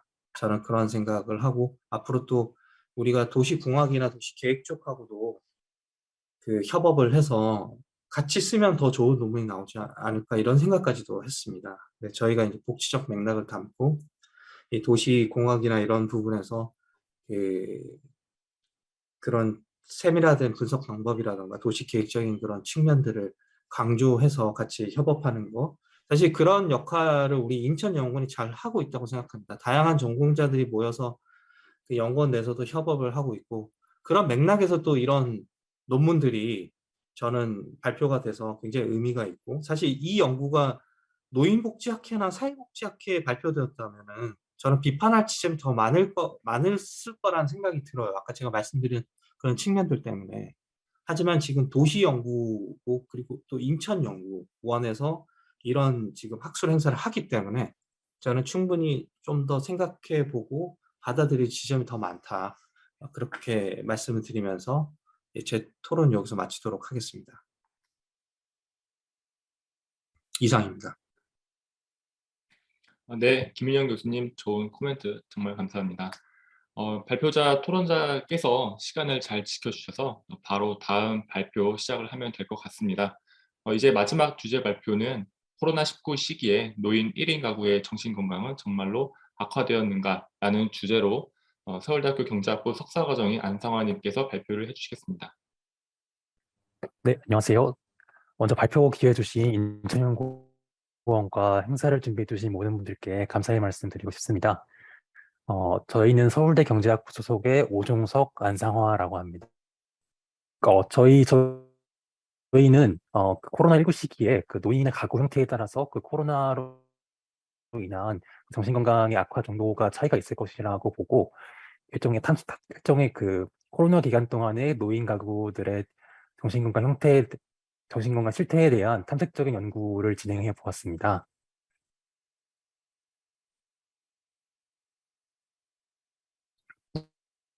네, 그래서 간단히 연구 배경을 말씀드리고 분석 자료 방법을 말씀드린 뒤에 결과에 대해서 간략히 말씀드리겠습니다.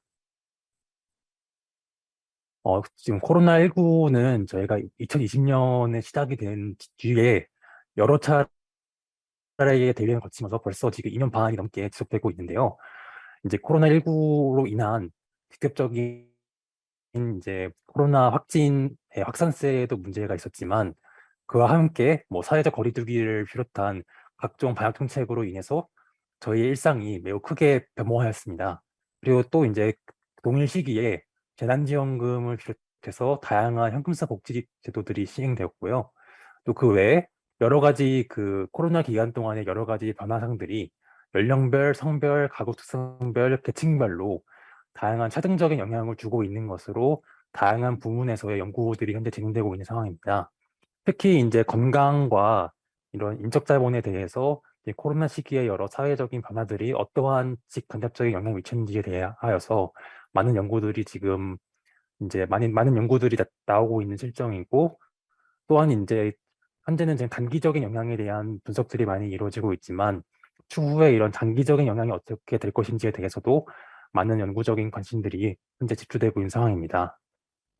이런 코로나19의 대유행은 고령 인구의 삶에도 이제 다양한 영향을 미쳤는데요. 먼저 직접적으로는 코로나19 확진으로 인한 여러 가지 건강 피해를 들 수가 있고, 그 외에도 정신건강적인 면에서의 여러 가지 좋지 않은 결과들이 보고되고 있습니다. 뿐만 아니라 사회상의 변화, 코로나19 기간 동안의 방역 정책으로 인한 사회상의 변화, 그리고 생활 형태의 변화로 인한 여러 가지 영향들이 이제 시사되고 있고, 그 밖에도 경제활동의 이축이나 각종 종래의 대면으로 이루어졌던 활동들이 제한되고 또 외부 활동들이 제한되었던 여러 가지 상황들, 그리고 경로당 등과 같이 그 고령층이 커뮤니티 공간으로 사용하는 공간들의 이용이 제한되었던 상황들이 이제 어떠한 영향을 미치는지에 대해서 관심이 보이고 있습니다. 또 이제 동일 시기에 그 비대면 소통과 문화가 확대되었다는 점과 재난지원금 등의 현금성 정부 지원 프로그램들이 되게 활발하게 시행되었다는 점들에 있어서도 여러 가지 관심들이 모이고 있고, 특히 고령 인구의 경우에는 또 이제 고령 인구의 경우는 특히나 고령 인구 내에서도 연령적인 차이, 그리고 계층적인 특성과 또 생활 의 주거 형태의 여건에 따라서 또 어떠한 취약성들이 있는지에 대하여서도 여러모로 관심이 모이고 있는 상황입니다.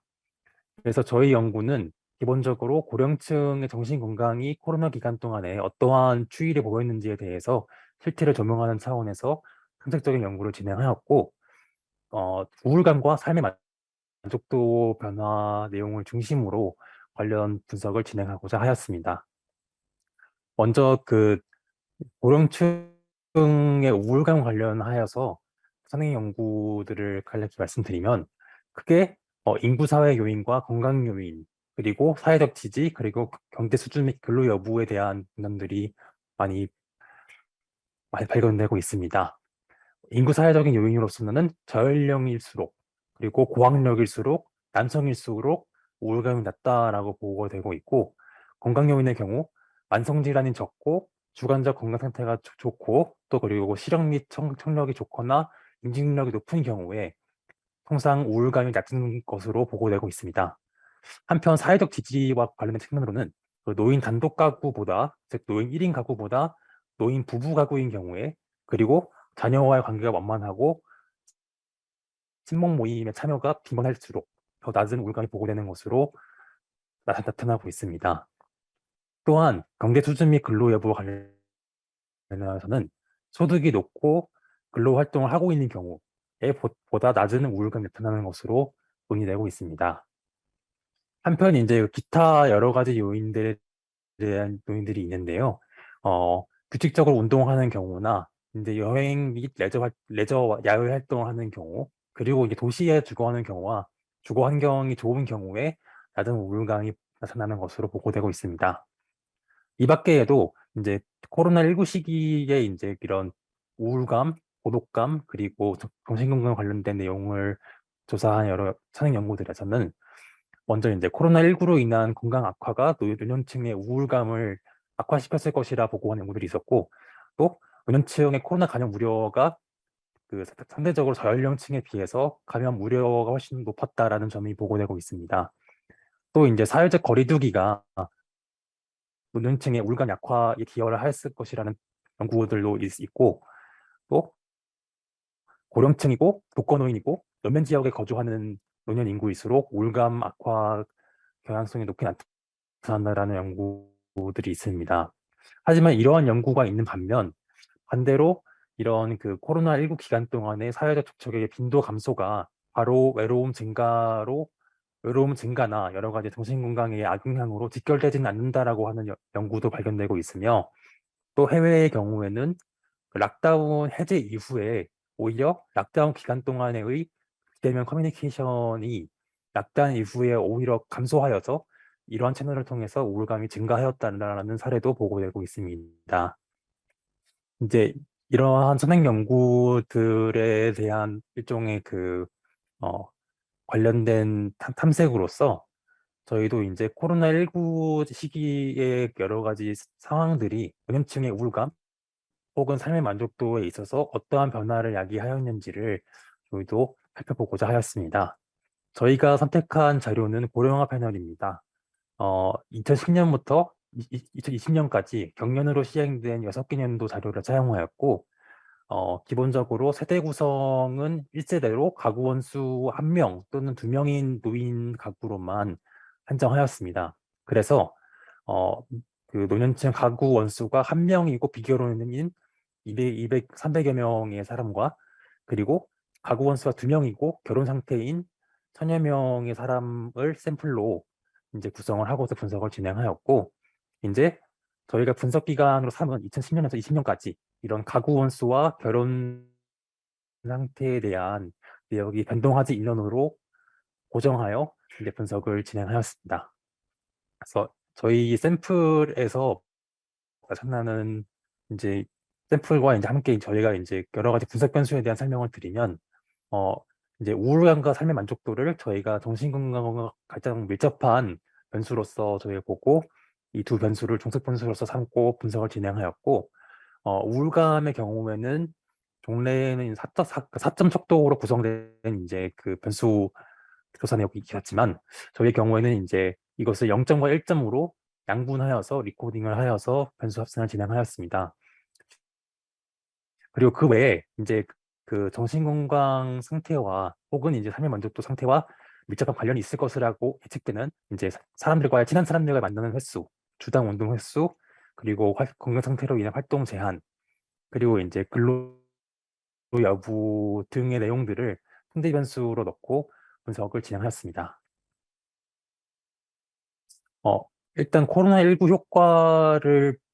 코로나19로 인한 정신건강에 영향을 보고자 하는 연구의 난점으로는 이 코로나19의 효과가 사실은 이제 궁극적으로 광범위하게 이제 물론 이제 동시라고 할 수는 없겠습니다만은, 어쨌든 이제 어느 사람들에게 코로나19 효과가 산발적으로 미치는지를 식별할 수가 없기 때문에, 즉 처치 그룹과 통제 그룹의 설정이 어렵다라고 하는 가장 큰 난점이 있습니다.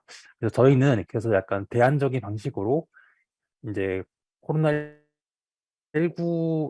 동일하게 노출되었던 시기에 노인 1인 가구와 노인 부부 가구, 즉 가구 형태가 다른 두 집단을 비교하는 형태로서 코로나19 효과를 다소 간접적인 형태로나마 이제 검출하고자 노력하였습니다.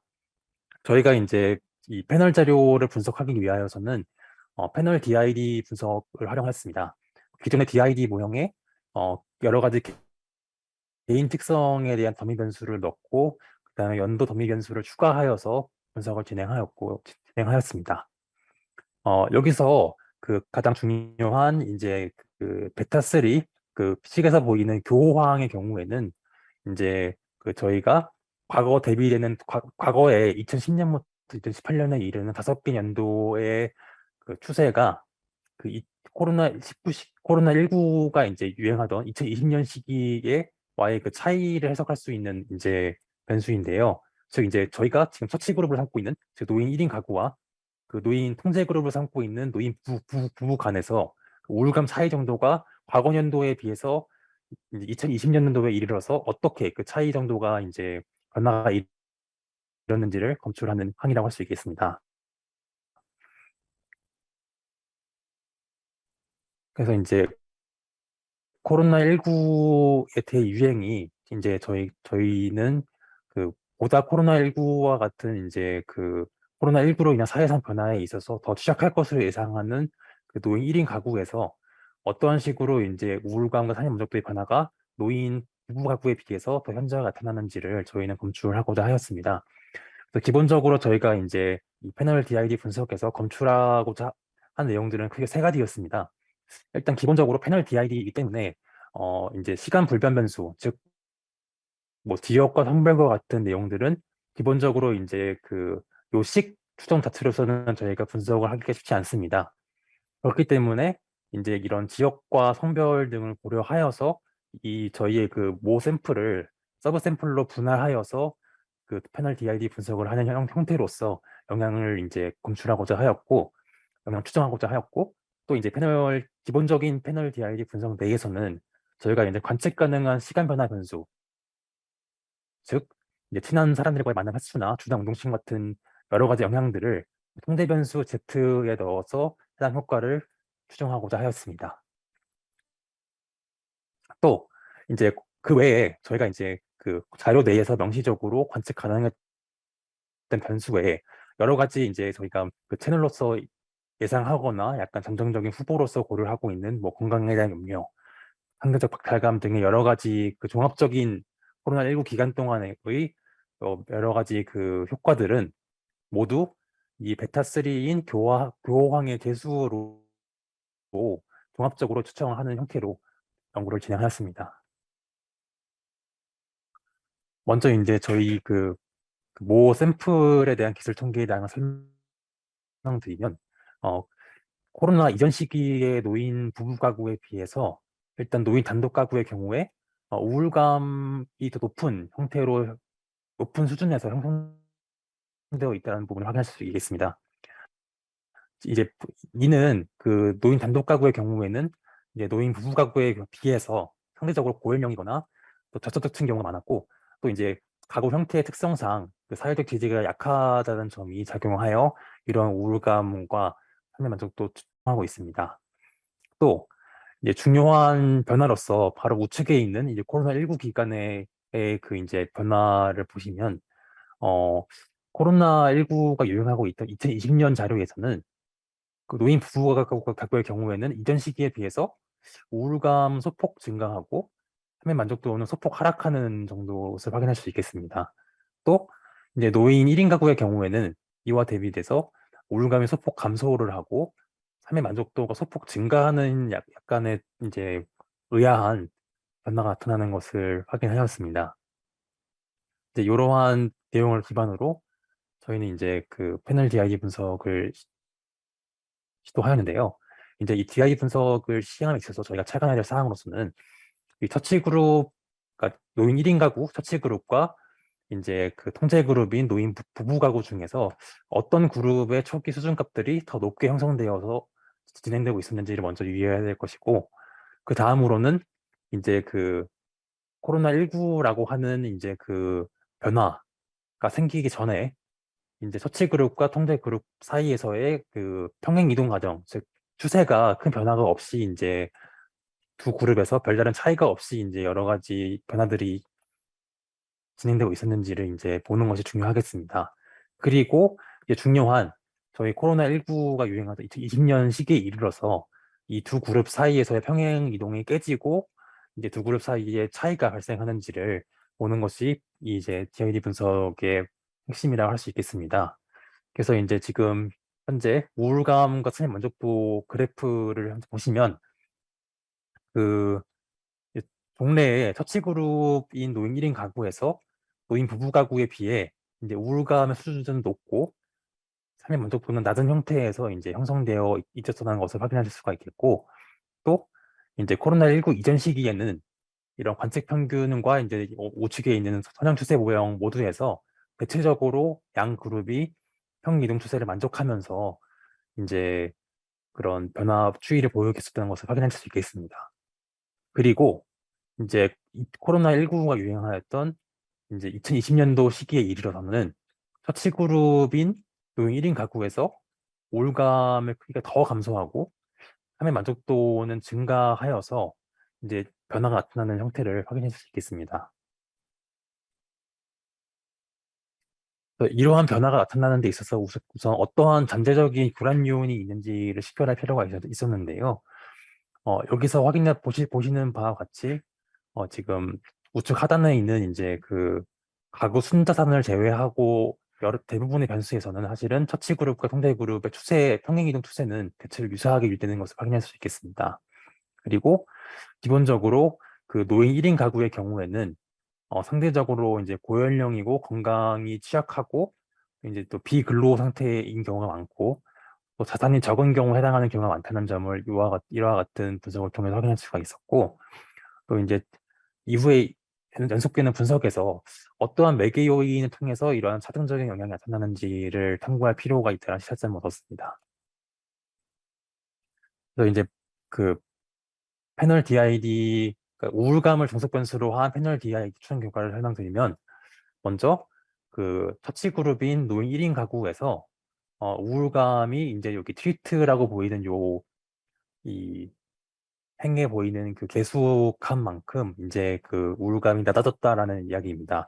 즉 단독 가구, 그러니까 1인 가구에서 그러니까 독거 노인들이 오히려 우울감이 줄어들었다라고 하는 이제 결과를 보이고 있습니다. 그리고 이제 여러 가지 통계 변수들을 추가를 하여서 이제 이러한 그 유의성이 유지되는지, 그리고 수준값에 있어서의 큰 차이가 없는지를 확인해 보았는데 어느 정도 잘 유지되는 것으로 이제 확인을 하였고, 또 이제 이 트위트에 있는 이제 요 값은 그 통계 변수의 효과를 제외한 이제 여러 가지 그 코로나19 기간 동안에 그 여러 가지 경로를 통해서 이제 사람들의 정신건강 우울감에 미쳤을 여러 가지 효과들이 뭉뚱그려져 있는 종합적인 효과라고 설명할 수 있겠습니다. 그리고 이제 여러 그 통계 변수들을 보았을 때 만남 횟수가 증가할수록 그리고 근로를 하는 경우에 이제 우울감이 낮고 또 건강상의 활동 제한이 있는 경우에 우울감이 높다라는 점을 확인하였습니다. 그리고 저희가 공적 이전 소득이라고 하는 항목을 저희가 이제 통계 변수로 추가를 하여서 이제 분석을 하였는데 여기서 조사되는 공적 이전 소득은 사실상 2019년 기준으로 저희가 조사된 항목이라 2020년도에 저희가 많이 이제 시행된 재난지원금 효과는 반영되지 않았다는 점을 말씀드리겠습니다. 그리고 한편 이제 그 인지 기능 점수 또한 추가하여서 저희가 진행을 해 보았는데, 요 변수의 경우에는 그 우울감과 인지 기능 사이에서의 그 역인과성이 있을 수가 있기 때문에 추후 분석에서는 크게 중요하게 활용하지 않았습니다. 또 이제 그런 시간 불변 변수에 대한 효과는 저희가 패널 DID 그 추정식 내에서는 명시적으로 저희가 추정할 수가 없기 때문에 샘플을 이제 좀 서브 샘플로 나누어서 이러한 패널 DID 분석이 이제 제대로 그러니까 동일한 결과로 유지되는지를 확인하고자 하였습니다. 그래서 이제 주요 그 변수들의 유의성과 개수의 부호는 앞서 말씀드린 이제 그 메인 샘플에 대한 분석 내용과 유사하게 유지된다는 점을 확인하였고, 이제 그 서브 샘플 분석에서 보실 수 있는 내용으로는 일단 그 노인 1인 가구 중에서는 이제 소득 하위 50% 층에서 그리고 장년층과 고령층 모두와 그리고 읍면부 거주하는 분들 그리고 남녀 모두에서 이제 그 이런 우울감 감소에 대한 내용이 이제 나타나는 것을 보실 수 있겠습니다. 그리고 이제 특히나 그 개수값을 보시면 소득 하위 50% 그리고 장년층 읍면부 남성일수록 이러한 그 하체 그룹에서의 그 우울감 감소 폭이 더 크게 나타나는 것을 확인할 수 있겠습니다.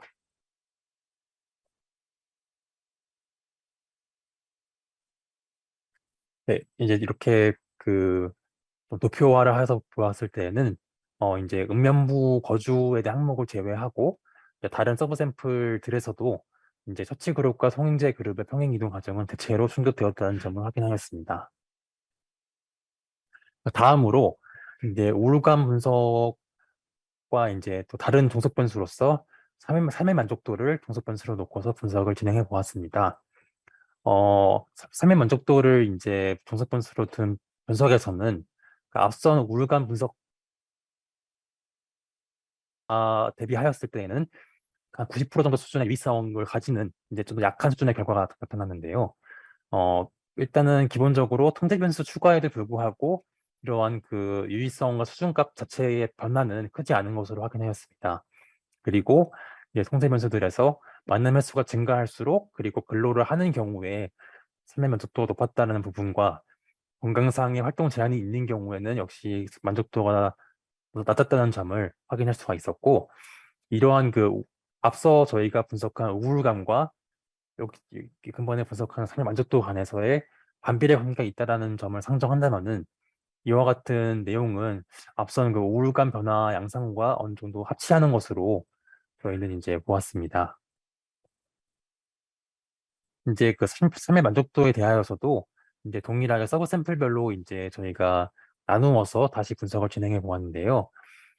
변수들의 유의성은 역시 일정하게 나타났으면 좋았겠지만 그 앞서는 우울감 분석과는 달리 이런 그 변수들의 유의성 자체가 이제 일정하게 나타나지 않은 점은 한계라고 할 수 있겠으며 어, 그럼에도 불구하고 이제 만남 횟수 증가나 이제 근로 여부 그리고 활동 제한이 삶의 만족도에 미치는 방향성과 영향 정도는 어느 정도 앞서 이제 메인 샘플에서의 분석과 정합적으로 나타나는 것으로 그걸 확인하였습니다.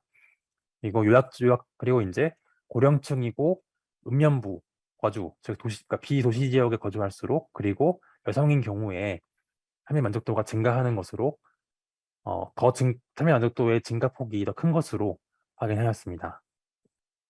네. 그리고 대부분의 변수에서 그 평행 이동 과정이 만족되는 부분 또한 확인하였습니다. 어, 결론을 말씀드리면 코로나19 시기에 상대적으로 더 취약할 것이라고 예상하였던 그 노인 1인 가구에서 오히려 노인 무후 가구에 비해서 우울감이 더 낮아지고 삶의 만족도가 높아지는 결과가 도출되었습니다. 또 이와 같은 내용은 이제 사실 고령화 패널 자료 내에서는 통제 변수 추가나 서버 샘플 통을 통한 분석에서도 어느 정도 안정적인 결과가 보고되었습니다. 하지만 이와 같은 연구의 한계로서는 이제 이 고령화 패널 조사 시기가 2020년 9월에서 11월에 이제 조사가 되어서 해당 시기의 특성으로 인한 이제 여러 가지 영향들이 반영되었을 수도 있다라는 부분이 있으며, 또 현재 저희가 이제 2010년부터 20년까지 해서 가구 형태가 변화하지 않은 분들만 저희가 분석을 하였기 때문에 이혼과 사별 경험이 있는 노인의 경우에는 분석 대상에 포함되지 않았던 한계가 있습니다.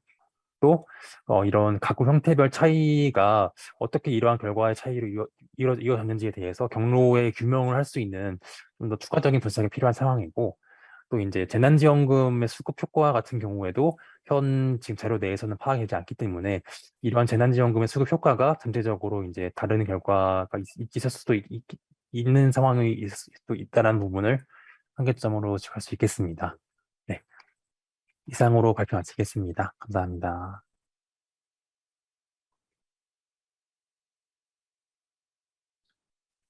네, 발표 감사합니다. 그러면은 인천연구원 도시사회연구부 정혜연 연구위원님께서 지정 토론해 주시겠습니다. 안녕하십니까. 인천연구원의 정혜연입니다. 앞서 발표하신 그 내용에 대해서 제가 읽으면서 느꼈던 부분이라든지 보완이 필요한 부분, 생각해 볼 점에 대해서 제가 이제 간략히 이제 PPT로 정리를 했고, 이제 항목별로 말씀드리도록 하겠습니다. 제가 읽었던 거는 사실 발표 자료보다는 논문이었기 때문에 이제 논문에서 이렇게 작성된 거 위주로 말씀드리도록 하겠습니다. 그래서 경제학에서도 이러한 노인의 정신 건강에 대해서 연구를 해주셔서 일단은 감사하다는 말씀을 드리겠고, 연구의 의미를 간단히 이제 말씀을 드리면, 뭐 많은 연구에서도 얘기가 됐지만 코로나19 영향은 특히 취약계층에게 더 부정적이었는데, 뭐 노인이라든지 장애인이라든지 아동에게 더 매우 취약한 영향을 미쳤습니다. 그래서 특히 뭐 소득이라든지 건강 측면에 있어서도 가장 취약한 노인을 대상으로 한 정신건강을 주제로 잡아줘서 큰 의미가 있다. 시기적으로 의미가 있는 연구라고 생각을 합니다. 특히나 최근에 이제 보건복지부에서 지역사회 통합돌봄 커뮤니티 케어를 이제 노인, 뭐 장애인 이렇게 대상으로 해서 확대를 해 나가고 있는데, 이제 본 연구가 어떤 그런 세부적인 정책적인 시사점을 제공할 수 있는 시기 적절한 연구였다라고 말씀드리고 싶습니다.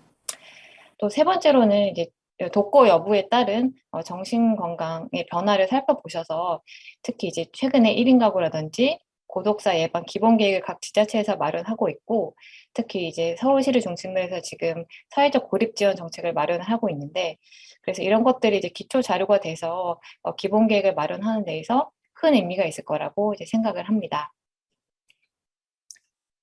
그럼에도 불구하고 제가 연구 논문을 읽으면서 이제 필요한 부분이라고 생각했던 부분은, 뭐 이제 논문에서는 이제 사회적 이제 코로나로 인해서 이제 확진자 수 증가 이런 부분 통계치를 이제 많이 제시해 주셨는데, 사실은 뭐 그것보다도 이제 노인의 생활이 이제 어떻게 변화하였는지, 뭐 사회 뭐 접촉 빈도라든지 아니면 뭐 복지관 뭐 경로당을 이용하지 못해서 단절이 되었다, 이런 것들의 어떤 생활 변화에 대한 내용을 조금 더 보충해 주시면 이 연구를 왜 하는지, 또 정신 건강을 왜 살펴보는지, 이런 논리로 잘 연결이 될 수 있지 않을까라고 생각을 해보았습니다. 또 본 논문의 이제 종속 변수가 이제 생활 만족도와 우울감 두 가지인데, 논문을 읽다 보면 아무래도 우울감에 좀 많이 초점을 맞춰져 있는 것 같아서 독거 여부와 노인의 생활 만족도, 혹은 코로나와 뭐 생활 만족도 이런 거와 관련한 연구 내용이 좀 추가되었으면 좋겠다라는 간략한 생각이 있었습니다. 또한 이 연구의 가장 핵심인 이제 독거 여부에 따라서 노인의 정신 건강을 이제 비교한 연구가 되겠는데, 사실 본 연구에서는 이렇게 사회적 지지의 일환으로 노인 단독 가구보다는 노인 부부가 우울감이 낮다고 알려져 있다. 좀 간략히 좀 서술이 돼 있어서 선형 연구 중에서 뭐 독거 노인, 그다음에 노인 부부 가구 두 집단을 비교한 그런 연구들을 좀 많이 뭐 이론적인 배경이 됐든 아니면 그 두 집단을 분석한 그런 연구들을 조금 더 보충해 주셔야 그 뒤에 왜 이 집단을 왜 나눠 보였는지 이런 것들이 좀 정당성이 확보가 될 것 같아서 그런 논의를 조금 더 추가해 주시면 논리적으로 조금 더 완결성이 있지 않을까 이런 부분들을 선행연구 파트에서 생각을 해보았습니다. 그리고 연구 방법은 크게 두 가지를 위주로 말씀을 드리겠습니다. 사실 여기 연구에서 이제 종속 변수 중에 하나인 우울감 척도, 그리고 이제 CSD 이제 숏 버전으로, 그러니까 10개 버전으로 이제 문항으로 구성된 척도를 측정을 하셨는데, 사실은 이게 아까도 발표할 때 말씀하셨듯이 이제 원래는 척도가 개발된 건 4점 척도인데 이제 2점 척도로 이제 이분 변수로 이제 사용을 하셨습니다.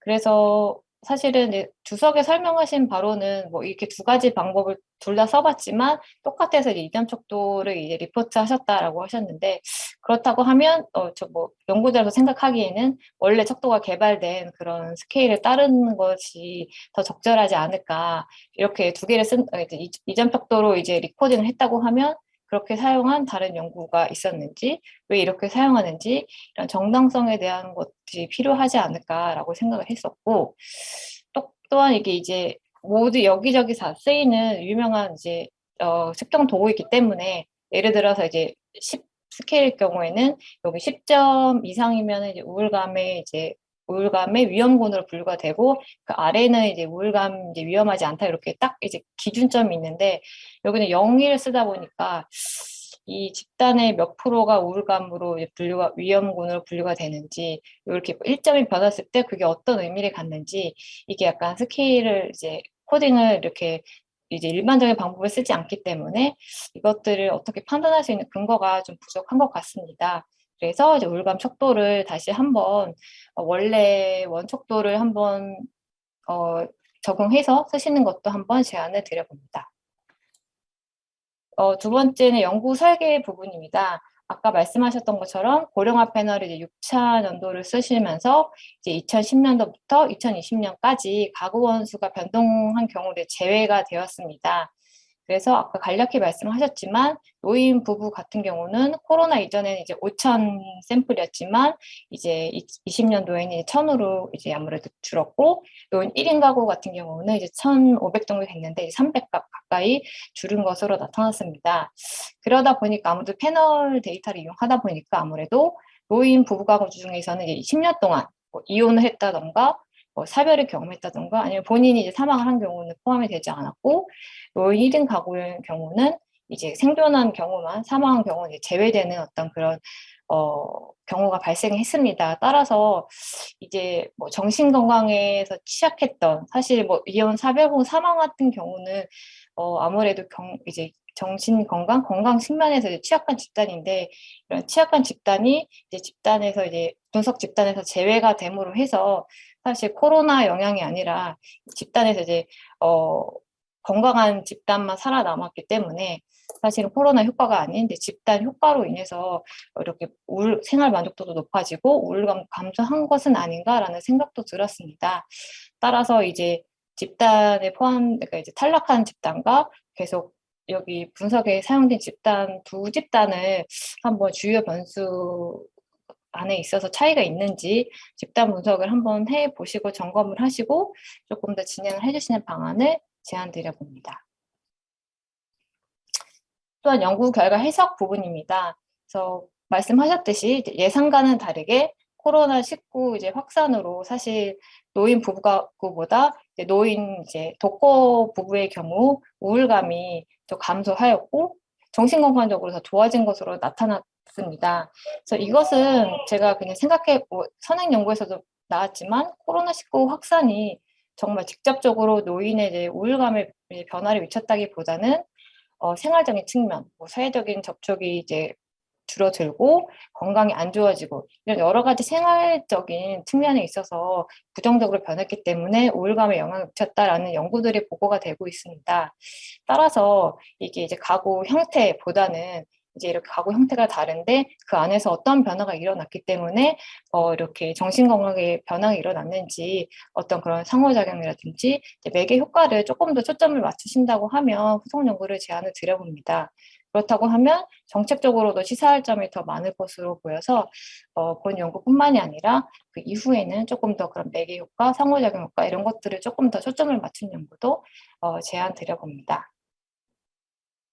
이거는 좀 그렇게 중요하지 않은 부분도 있겠지만 아무래도 논문을 제출을 하실 거니까 간략히 이제 말씀을 드리면 여기서 노인 뭐 단독 가구, 노인 1인 가구 이런 두 가지 용어를 같이 쓰셨는데 사실 노인 단독 가구라고 하면 사실 노인으로만 구성된 부부 가구도 포함이 될 수 있기 때문에 독거 노인 혹은 노인 1인 가구로 통일할 것을 제안드립니다. 또 이제 보다 보니까 아무래도 이제 경제학 전공이시기 때문에 좀 형식이 다를 수 있겠지만 저희 이제 APA 형식에 맞는 형식으로 수정할 것도 의견을 드려보고 마지막으로 좀 이렇게 글쓰기 형식의 스타일의 차이일 수도 있겠지만 조금 더 이렇게 느낌이 들어간 구절들이 이제 몇 군데 이제 발견이 되는데 조금 더 논리라든지 어떤 근거를 제시한 어떤 논리적인 글쓰기 방식으로 조금 더 전반적으로 수정해 주시면은 도움이 될 것 같습니다. 이상입니다.